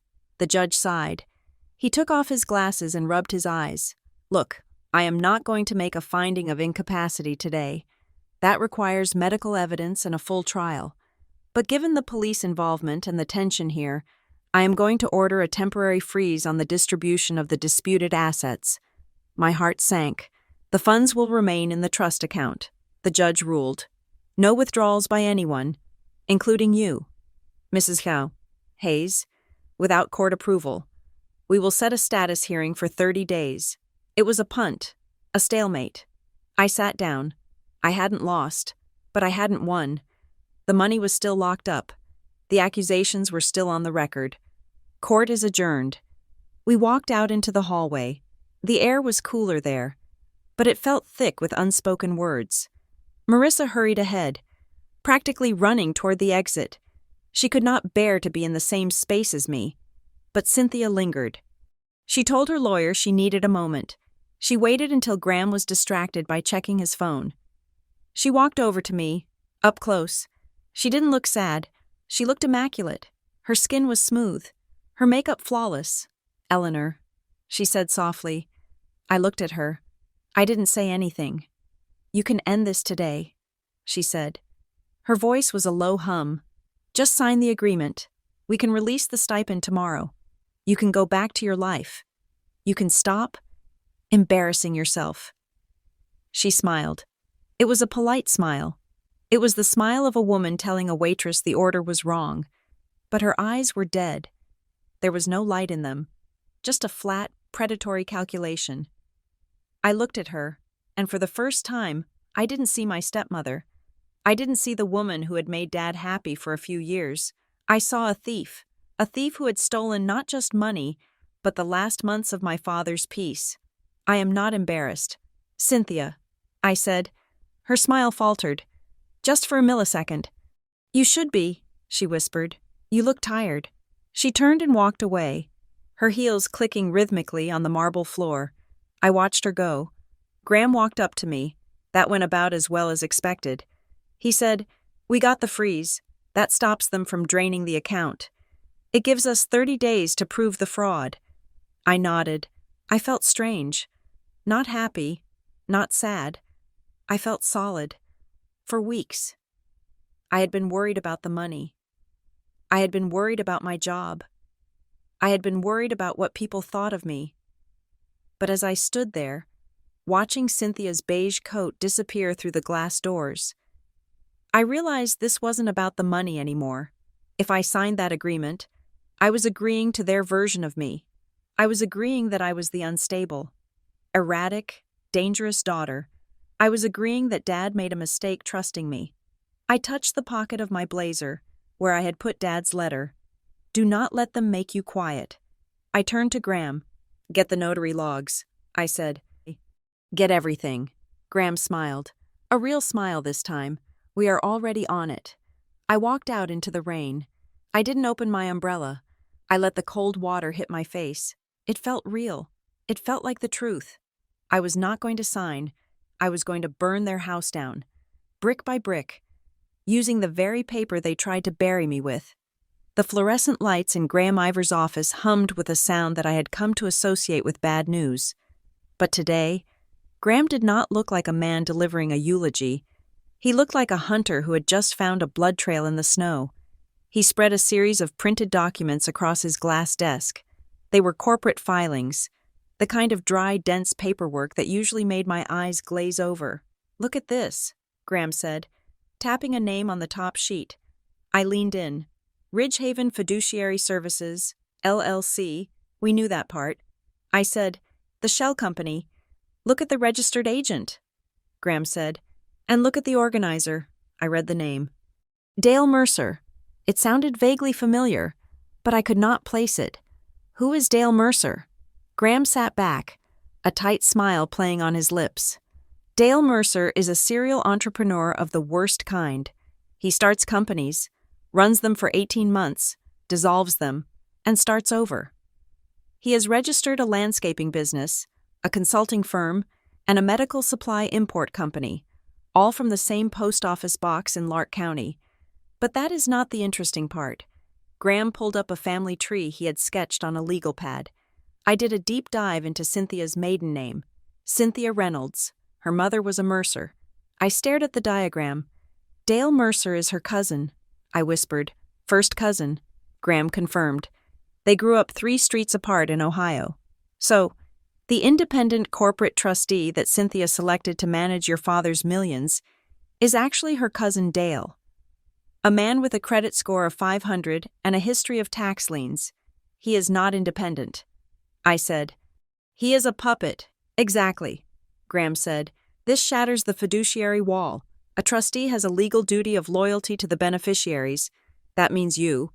By appointing a relative to act as a neutral party, Cynthia has created an inherent conflict of interest. If we can prove she knew him, which we can. Thanks to Facebook photos of them at a family reunion in 2020, we can prove the trust structure is fraudulent." I felt a surge of vindication, hot and sharp. "So we have them?" "We have a crack," Graham said.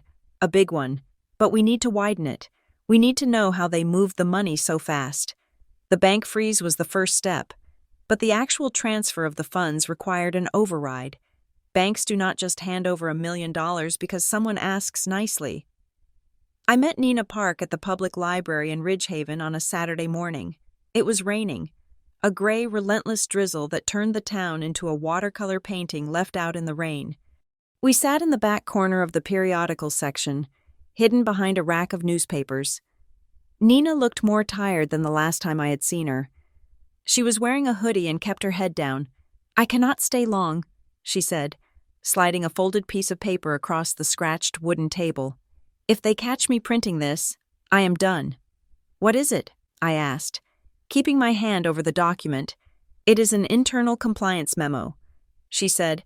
From March 2nd, I unfolded the paper. It was a printout of a digital log entry from the Brightstone bank system. Subject: Alert Override. Account 8894. Flag: Unusual high-value transfer request. $450,000. Action: Manager override applied. Notes: Verified via phone with a state attorney. Caller confirmed authorization per Trust Article 4.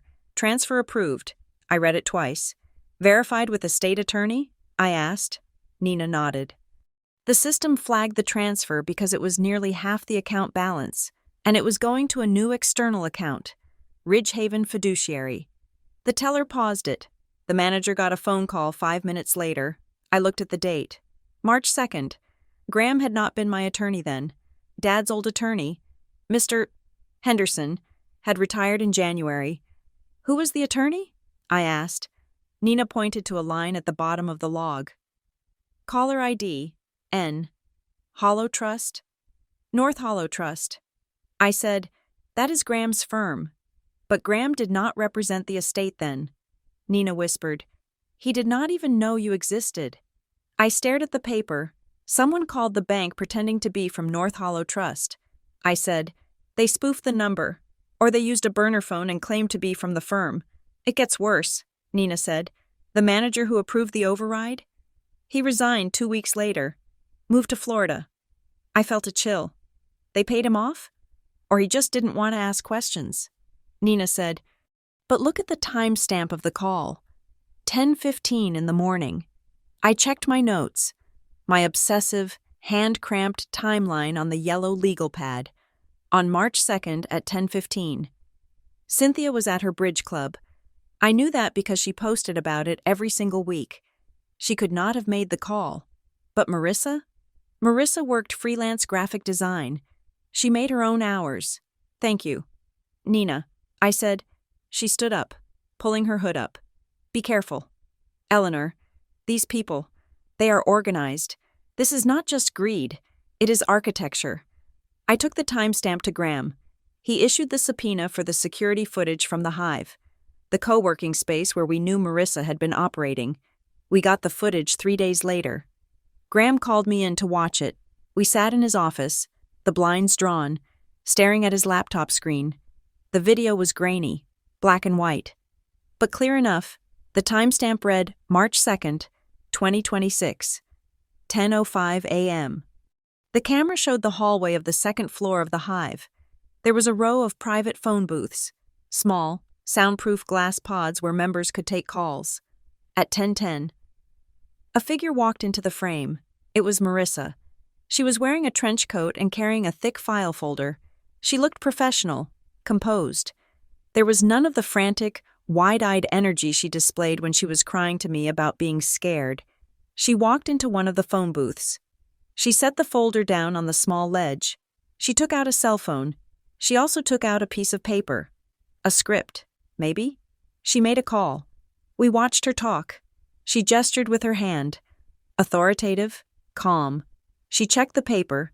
She laughed once, a short, confident laugh. The call lasted 6 minutes. At 10:16, she hung up. She gathered her things. She walked out of the booth. As she walked down the hallway toward the camera, she smiled. It was a small, satisfied smirk. I froze the video. "That is the call," Graham said quietly. "She called the bank manager. She pretended to be an attorney from my firm. She authorized the transfer of $450,000 of your father's money into her cousin's shell company. She committed wire fraud." I said, "An impersonation." Graham nodded, and she looked happy doing it. I stared at my sister's face on the screen. I had spent my whole life protecting her. I had fought off bullies on the playground. I had loaned her money for rent that she never paid back. I had listened to her cry about bad boyfriends for hours. I always thought she was weak. I thought she was soft, a little scattered, someone who needed a big sister to hold the umbrella. I was wrong. She wasn't weak. She was an actor. Send this to the judge. I said, not yet. Graham said, we save it for the trial. This is the nail in the coffin. If we show it now, they might claim it was a different call. We need to trap her in the lie on the stand. Marissa must have sensed the net tightening, or maybe Cynthia told her that I was getting too close. 2 nights later, I was walking to my car after work. The logistics company had let me come back on a probationary basis, pending the investigation, but I was working the late shift in the warehouse office. Away from the other employees, it was 10 o'clock at night. The parking lot was dark. Elle? I jumped, dropping my keys. Marissa stepped out from behind a parked van. She was wearing a hoodie, her hands jammed in her pockets. She looked terrible, pale, with dark circles under her eyes. But I remembered the video. I remembered the smirk. What do you want? Marissa? I asked, picking up my keys and keeping the car door between us. We need to talk. She said, privately, I am not talking to you without a lawyer. Please, she said, just for a minute. Cynthia does not know I am here. I hesitated. Curiosity is a dangerous thing. Talk, I said. Marissa took a step closer, but I held up my hand. She stopped. I can make this stop. Elle, she said, the police report, the petition for incapacity, the bank freeze, all of it. How? I can talk to Cynthia, she said. I can convince her to settle. We can give you a portion. A portion? I repeated. We can give you $200,000. Marissa said quickly. Cash. Outside the trust. You can pay off your debts. You can move away. Start over somewhere nice. Maybe California. You always liked the ocean. I laughed. It was a dry, rattling sound. $200,000? The estate is worth over $1 million. Marissa. Well, the lawyers are expensive, she said, her voice tightening. And there are fees. 200 is a lot of money. Elle, it is more than you make in 5 years. I looked at her. You are offering me a bribe. I said, to stop me from proving that you forged Dad's signature. It is not a bribe, she hissed. It is a settlement. It is an olive branch. No, I said. It is a confession. Marissa froze. If you thought you were right, I said, if you thought Dad really wanted this, you would not be offering me a dime. You would be fighting me to the death. You are offering me money because you know I'm going to win. You know I have the evidence. I do not know what you think you have. Marissa said, but her voice wavered. I have the video. Marissa. She went still. What video? The Hive. I said, March 2nd, 10 o'clock in the morning. The phone booth. Marissa's face went slack. All the color drained out of her cheeks.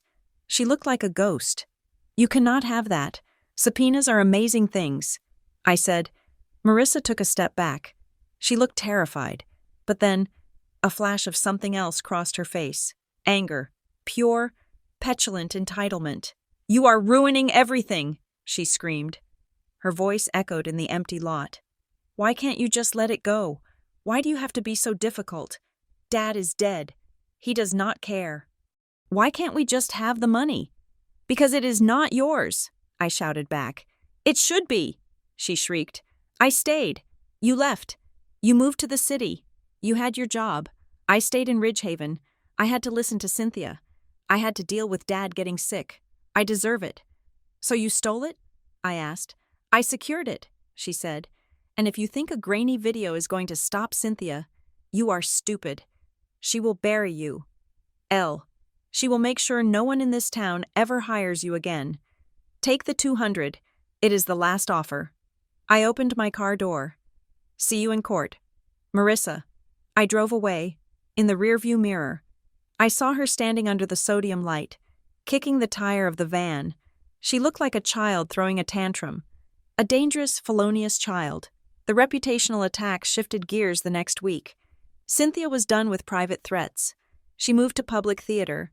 She organized a memorial dinner for Dad at the Ridgehaven Country Club. She invited everyone: aunts, uncles, cousins, Dad's old fishing buddies, the mayor, everyone except me. I found out about it when my cousin Greg posted a video of the toast on Facebook. I sat in my apartment, watching on my phone as Cynthia stood at the head of a banquet table, holding a champagne flute. She looked radiant in a black velvet dress. Marissa stood next to her, looking demure and tearful. "To Robert," Cynthia said, her voice trembling perfectly. "He loved this town. He loved his family. And I know he is looking down on us, wanting peace." She paused, wiping a tear. "I want to thank everyone for their support during this difficult transition. As many of you know, Robert's eldest daughter, Eleanor, is struggling right now. She is battling some personal demons that have made her estranged from us.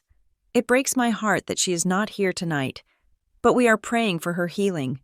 The camera panned to the guests. They were nodding sympathetically. Poor Cynthia. Poor Marissa, dealing with the crazy sister. "And I want to thank Marissa," Cynthia continued, placing a hand on my sister's shoulder, "for stepping up, for protecting the estate and carrying the burden of administration while her sister recovers. Marissa, you are the rock of this family." Applause. I threw my phone across the room. It hit the sofa cushion with a dull thud. It was brilliant. By acknowledging my absence and framing it as recovery, she had turned my exclusion into evidence of my illness. If I complained, I looked paranoid. If I stayed silent, I accepted the narrative. I felt a deep, hollow ache in my chest. These were people I had known my whole life. Uncle Bob, Mrs. Gable, my third-grade teacher. They were all there, nodding, drinking the wine, believing the lie. I wanted to run. I wanted to pack my car, drive west, and change my name. I could be Sarah Jones. I could be Emily Vance. I could live in a town where no one knew who Eleanor Hayes was. It would be so easy. The $200,000 Marissa offered was gone, but I could just leave. I could let them have it. Was the money worth this humiliation? Was it worth feeling like a leper in my own hometown? I called Graham. "I cannot do this," I said. "They are winning. They have the whole town on their side."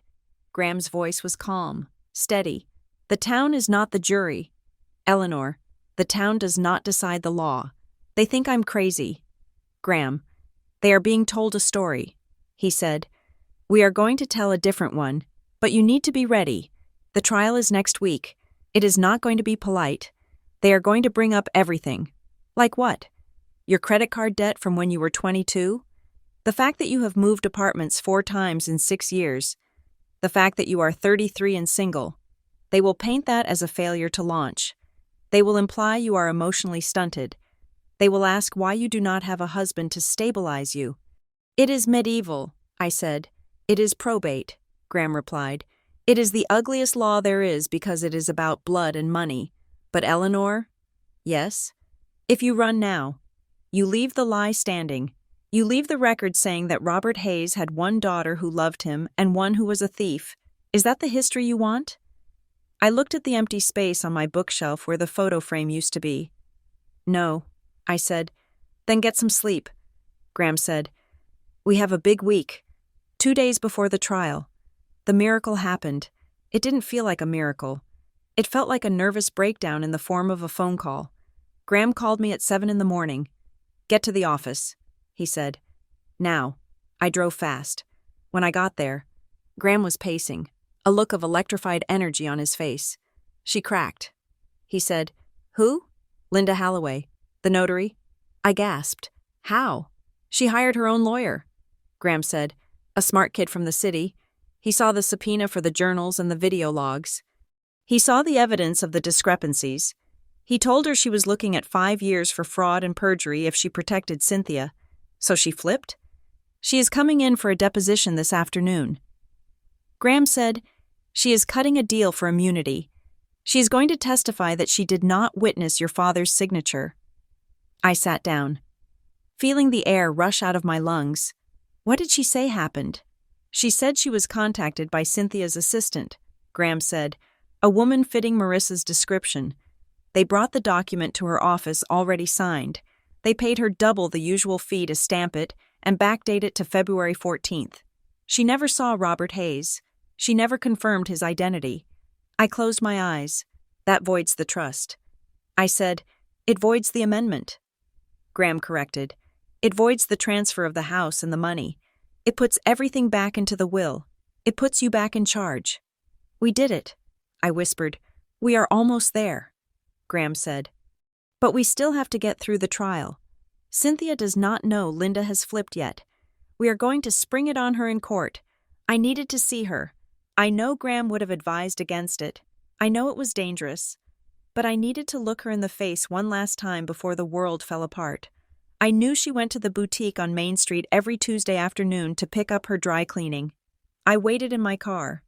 When she walked out, carrying a plastic-wrapped suit, she looked perfect, calm, wealthy, untouchable. I got out of the car. Cynthia stopped when she saw me. She didn't look scared. She looked annoyed, like I was a fly she had failed to swat. "Eleanor," she sighed, "I told you. Talk to my lawyer. I'm not here to negotiate." I said. I stood on the sidewalk, 5 feet away from her. Passers-by were watching. I didn't care. "I just have one question," I said. Cynthia checked her watch. "Make it quick. I have a dinner reservation." "Why did you need me to look dangerous?" I asked. She looked at me, puzzled. "What? You could have just forged the will," I said. "You could have just stolen the money. You are good at paperwork, but you went further. You had Marissa call the police. You told them I was spiraling. You tried to have me committed. You tried to destroy my name. I took a step closer. Why, Cynthia? Was the money not enough?" Cynthia stared at me. The annoyance faded, replaced by a cold, glittering amusement. She shifted the dry cleaning to her other arm. She looked around to make sure no one was close enough to hear. Then she leaned in, her perfume cloying and sweet. "Because you were always so righteous, Eleanor." She smiled. It was a terrible, genuine smile. "You and your father, always talking about doing the right thing, always looking down on people who took shortcuts. It was exhausting. I wanted to see what you would look like when you were dirty. I wanted to see you crawl."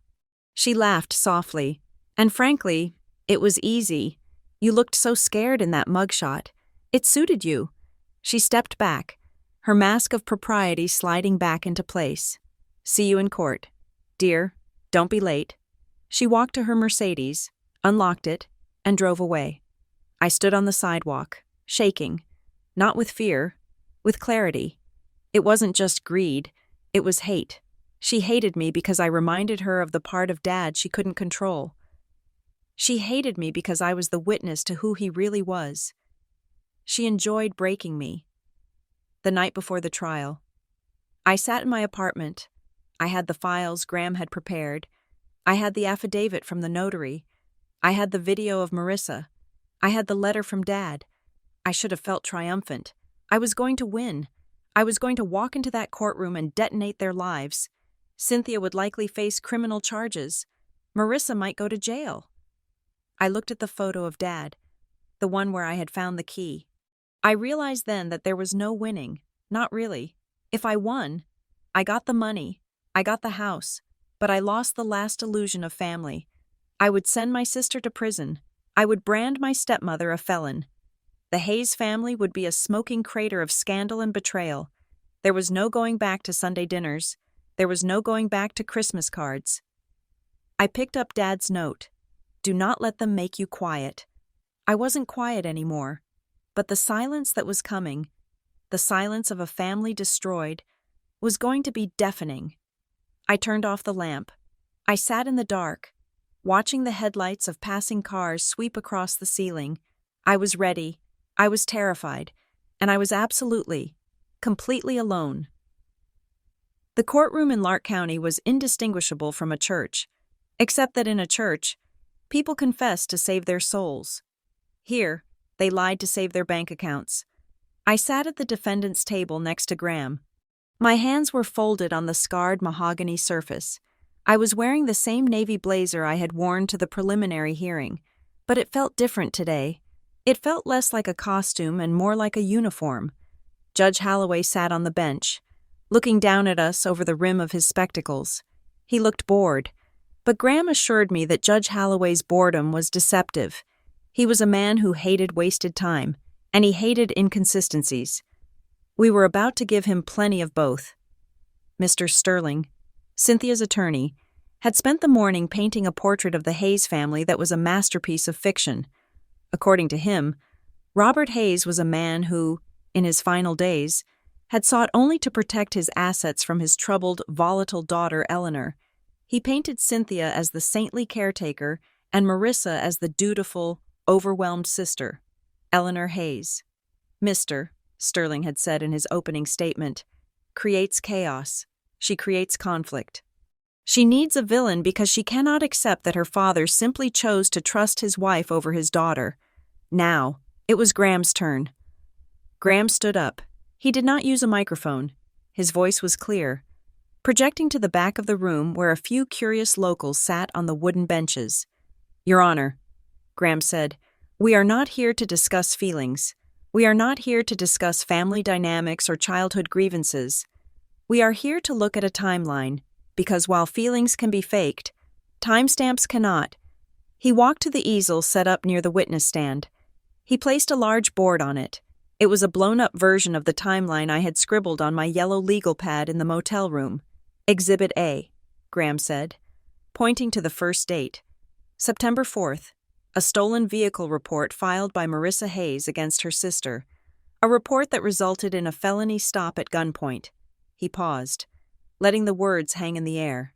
Exhibit B, September 2nd. An email authorizing a lock change on the decedent's storage unit, sent from an email address designed to mimic the decedent's, but containing a recovery address belonging to Marissa Hayes. Exhibit C, August 28th. A request to freeze bank assets submitted with an altered death certificate. Exhibit D, March 2nd. A wire transfer of $450,000 authorized by a phone caller impersonating an attorney. Graham turned to the judge. Your Honor, the petitioner claims my client is fabricating a conspiracy. We intend to prove that the only fabrication here is the paperwork that Cynthia Hayes has used to dismantle this estate. I watched Cynthia. She was sitting perfectly still, her chin raised. She looked like a queen watching a peasant revolt, mildly irritated. But confident the guards would handle it, Graham called his first witness. We started with the technicals. A forensic accountant testified about the shell company, Ridgehaven Fiduciary Services. He confirmed that the registered agent was Dale Mercer, Cynthia's first cousin. He confirmed that the company had no employees, no office, and no assets other than the money transferred from my father's account. Cynthia's lawyer tried to object, claiming relevance. It goes to the fitness of the trustee. Your Honor, Graham argued. Overruled. The judge said, I want to hear about this trustee. When the accountant stepped down, the air in the room had shifted. It wasn't a victory yet, but the boredom on the judge's face was gone. He was leaning forward. Then came the emotional ambush. Mr. Sterling called Marissa to the stand. Marissa looked small in the witness box. She wore a high-collared black dress that made her look like a Victorian widow. She gripped the railing with white-knuckled hands. Miss Hayes, Mr. Sterling asked gently, why did you call the police on September 4th? Marissa took a shaky breath. She looked at the judge, her eyes wide and wet. I was scared. She whispered, Eleanor had disappeared. She took the car without asking. She had been sending me these aggressive texts. I thought she was going to hurt herself, or someone else. I just wanted the police to find her. And the storage unit? Mr. Sterling asked, why change the lock? We found some of Dad's things missing. Marissa said, a tear slipping down her cheek. We thought Eleanor was selling them. We just wanted to secure the property. She sniffled. I love my sister. She sobbed. I do. I hate that we are here. But she is not herself. She thinks everyone is against her. It was a good performance. I saw the court reporter soften. I saw the bailiff look at me with pity. Graham stood up for cross-examination. Ms. Hayes, he said pleasantly. You stated you were scared your sister was selling estate property? Yes, Marissa said, wiping her eyes. And you stated you wanted to secure the assets? Yes. Graham picked up a piece of paper. Where were you on the morning of March 2nd, 2026? Marissa blinked. The question was a sharp pivot. I do not recall. That was months ago. Were you working? Graham asked. Probably. I work freelance. I work from home. Graham walked to the defense table and picked up a laptop.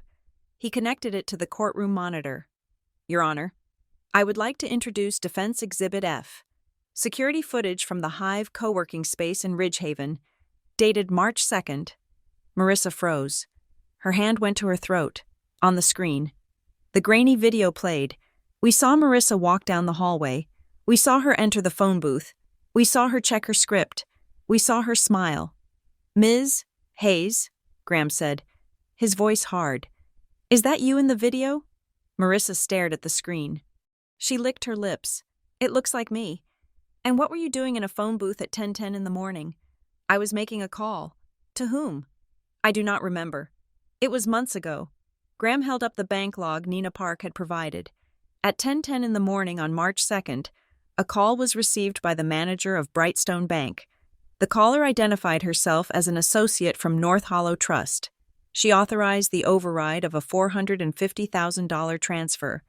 Was that you, Ms. Hayes?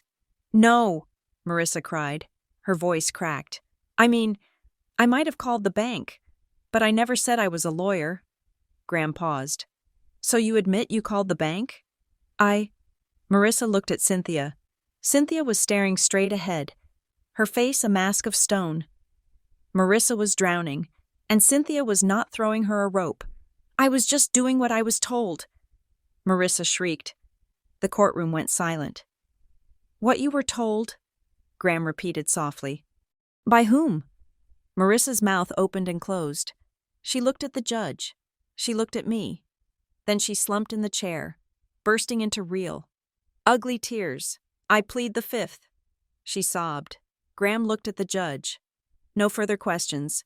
Marissa practically ran off the stand. She did not go back to sit next to Cynthia.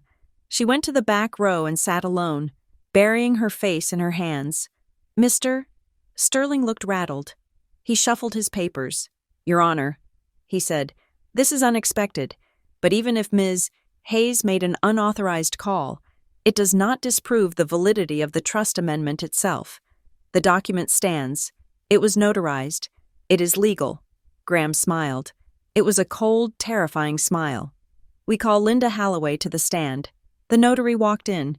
She was a middle-aged woman with frizzy hair and a nervous tic in her left eye. She had her own lawyer sitting in the front row. She was sworn in. Ms. Halloway, Graham asked. You notarized the amendment to the Robert Hayes Family Trust on February 14th, 2026. Is that correct? Yes, she said. Her voice was barely a whisper. And did Robert Hayes appear before you on that day? She looked at her lawyer. He nodded. She took a deep breath. A man appeared before me. She said, he identified himself as Robert Hayes. Graham projected a photo of my father on the screen. It was taken at Christmas, 2 months before the signing. He looked frail. His face was sagging on the left side from the stroke. Did the man look like this? Graham asked. Ms. Halloway squinted. He was wearing a hat and a scarf. He had a coat with the collar turned up. He said he was cold. Did you check his ID? Yes. I was shown a driver's license. Did you examine it for security features? Or did you just glance at it? Ms. Halloway looked down at her hands. I glanced at it. The woman with him. She was rushing me. She said he was sick and needed to get back to the car. She offered me an expedited fee, $500 cash. And who was the woman? She pointed a shaking finger at the plaintiff's table. Her, Mrs. Hayes, and the younger one, the one who was just crying. Cynthia did not move. She did not blink. Graham walked back to his laptop. Your Honor, Ms.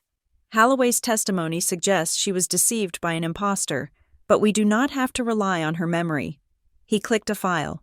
We subpoenaed the security footage from the lobby of the building where Ms. Holloway's office is located. The video played on the big screen. It showed the lobby doors opening. Cynthia walked in first, looking impatient.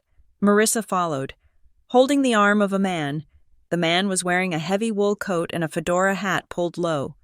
From the back, he had Dad's build. He had gray hair peeking out from the hat, but he was walking. He was striding. My father, after his stroke, dragged his left leg. He needed a cane or a walker to move more than 10 feet. This man was moving with the fluid, steady gait of a healthy 60-year-old. Graham paused the video. Your Honor, Graham said, on February 14th, medical records from St. Jude's Rehabilitation Center confirmed that Robert Hayes was in physical therapy at the exact time this video was taken. He was unable to walk unassisted. The man in this video is not Robert Hayes. The courtroom was absolutely silent. You could hear the hum of the air conditioning. This is an imposter, Graham said, hired to impersonate a dying man to facilitate the theft of his estate. The judge turned to Cynthia. His face was a thundercloud. Mrs. Hayes, he said. His voice was dangerously quiet. Cynthia stood up. Her composure was finally cracking. Her hands were trembling as she smoothed her skirt. Your Honor, she said, her voice high and brittle. This is ridiculous. My husband had good days and bad days. Maybe he was feeling stronger that day. Maybe. Sit down, the judge barked. Cynthia collapsed into her chair. Graham had one last card to play. Your Honor, we have established the forgery. We have established the imposter. We have established the wire fraud. But I want to address the character assassination of my client. He called me to the stand. I walked up the 3 steps to the witness box. I swore to tell the truth. I sat down and looked out at the room. I saw Marissa in the back, weeping. I saw Cynthia staring at the table, her face pale and tight. I saw Graham, nodding at me. Eleanor. Graham said, tell the court what happened on September 4th. I took a breath. I was driving my father's car to pick up his fishing gear. I said, I saw the lights. I pulled over. And then I saw the guns. I said, my voice did not shake. It was steady, anchored by the truth. There were 3 officers. They were screaming at me to show them my hands. One of them had a shotgun. The other 2 had service pistols. They were pointing them at my chest. I looked at the judge. My sister told the police I was stealing the car, but she didn't stop there. She told them I was spiraling. She told them I was dangerous. She used words that she knew would trigger a high-risk felony stop. I paused. I was on my knees in the gravel. Your Honor, I was thinking about my father, and I was thinking that my sister and my stepmother were willing to let me die by an accidental police shooting, just so they could claim I was unfit to inherit money. I looked at Cynthia. She finally looked at me. Her eyes were wide, fearful. She saw it then. She saw that I wasn't the quiet stepdaughter anymore. I was the judgment. It wasn't about the money, I said softly. It was about the fact that they needed me to be a villain so they could feel like heroes. I stepped down. The judge didn't need a recess. He didn't need to deliberate. He slammed his gavel down so hard the sound cracked through the room like a gunshot. Enough, Judge Holloway said. He glared at Mr. Sterling. Counselor, your client's petition for incapacity is dismissed with prejudice. The amendment to the Robert Hayes Family Trust is hereby declared void ab initio, due to fraud. He turned his gaze to Cynthia. Mrs. Hayes, you are removed as trustee effective immediately. I am appointing an independent fiduciary from the court's panel to take control of all estate assets within the hour. Cynthia gasped. But, she started. Be quiet, the judge snapped. You are lucky I am not having you taken into custody right now. I am referring this entire file, the transcript, the video evidence, and the notary's testimony, to the district attorney's office for investigation into fraud, forgery, and conspiracy. He looked at Marissa in the back row, and that investigation will include all parties involved in the authorization of bank transfers and police reports. He turned back to me. Ms. Hayes, Your access to the original estate distribution under the will is restored, pending the audit. I am sorry for what you have endured in this courtroom. Case closed. The gavel banged again. The room erupted into noise. Reporters who had been dozing in the back were suddenly typing furiously on their phones. Mr. Sterling was whispering frantically to Cynthia, who looked like she was about to vomit. I stood up. My legs felt weak, but Graham caught my elbow. We got them, he whispered. I looked at him. Is it over? The civil part is, he said. The criminal part is just beginning. They are going to need criminal defense lawyers by tomorrow morning. We walked toward the double doors. In the hallway, the light was streaming in through the tall windows. It was blindingly bright after the dim courtroom. I stopped. Marissa was running toward me. Her mascara was smeared down her cheeks. She looked like a wreck. Wait, she cried. She grabbed my arm. I pulled away instinctively. We can fix this, she whispered, her eyes darting around to see if the bailiffs were watching. We can fix this. I can tell them Cynthia forced me. I can say I was under duress. You can back me up, right? I stared at her. Back you up? You can tell the district attorney that I was manipulated, Marissa said, her voice desperate. Just say you forgive me. Say we made up. If the victim doesn't press for charges, maybe they will go easy on me. I looked at my sister. She wasn't asking for forgiveness. She wasn't sorry she had almost got me killed. She wasn't sorry she had stolen Dad's money. She was sorry she got caught. I stepped back. I cannot help you. Marissa, I said. But we are sisters, she wailed. I know, I said. And that is the saddest part of all. I turned and walked away. I pushed through the heavy wooden doors and out onto the courthouse steps. The air outside was crisp. It smelled of rain and wet pavement. Cynthia came out a moment later, flanked by Mr. Sterling. She didn't look at me. She walked straight to her car, her head down, shielding her face from a local news photographer who had shown up. The Queen was dead. Long live the defendant.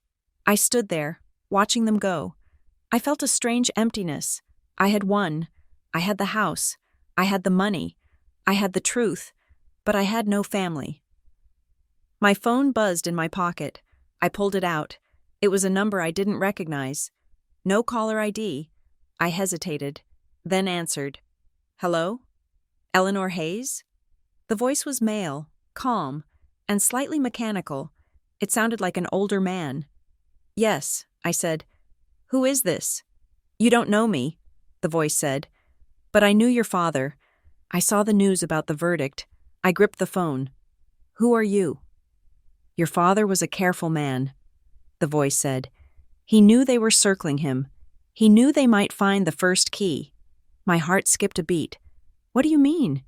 He had a second unit, the voice said. Not at the self-store on Route 9, a private locker at the rail yard. Unit B14. Why? I asked. Why are you telling me this? Because he told me to call you when the dust settled. The man said, he said if you won, you would need what is inside to understand why they really did it. It wasn't just about the money. Eleanor. The line went dead. I stood on the courthouse steps, the phone pressed to my ear, listening to the dial tone. Check the second storage unit. I looked out at the parking lot, where Graham was waving at me from his car. The story wasn't over. I had cleared my name, but I had just opened a door into a room I didn't know existed. I put the phone in my pocket and started walking down the steps. I was Eleanor Hayes. I was the daughter of Robert Hayes, and I was just getting started. Thank you so much for listening to Police Pulled Me Over with Guns Drawn. My sister reported my car stolen to steal my inheritance. I hope you enjoyed this journey of betrayal, justice, and the high cost of truth. I would love to know where you are listening from. Please drop a comment below and tell me your country or city. It is always amazing to see how far these stories travel. If you enjoyed this story, please consider subscribing to Revenge Stories for more realistic, emotional dramas about family secrets and the fight for justice. And don't forget to share your thoughts on Eleanor's choice. Did she do the right thing by walking away from her sister? Let me know in the comments. Until next time.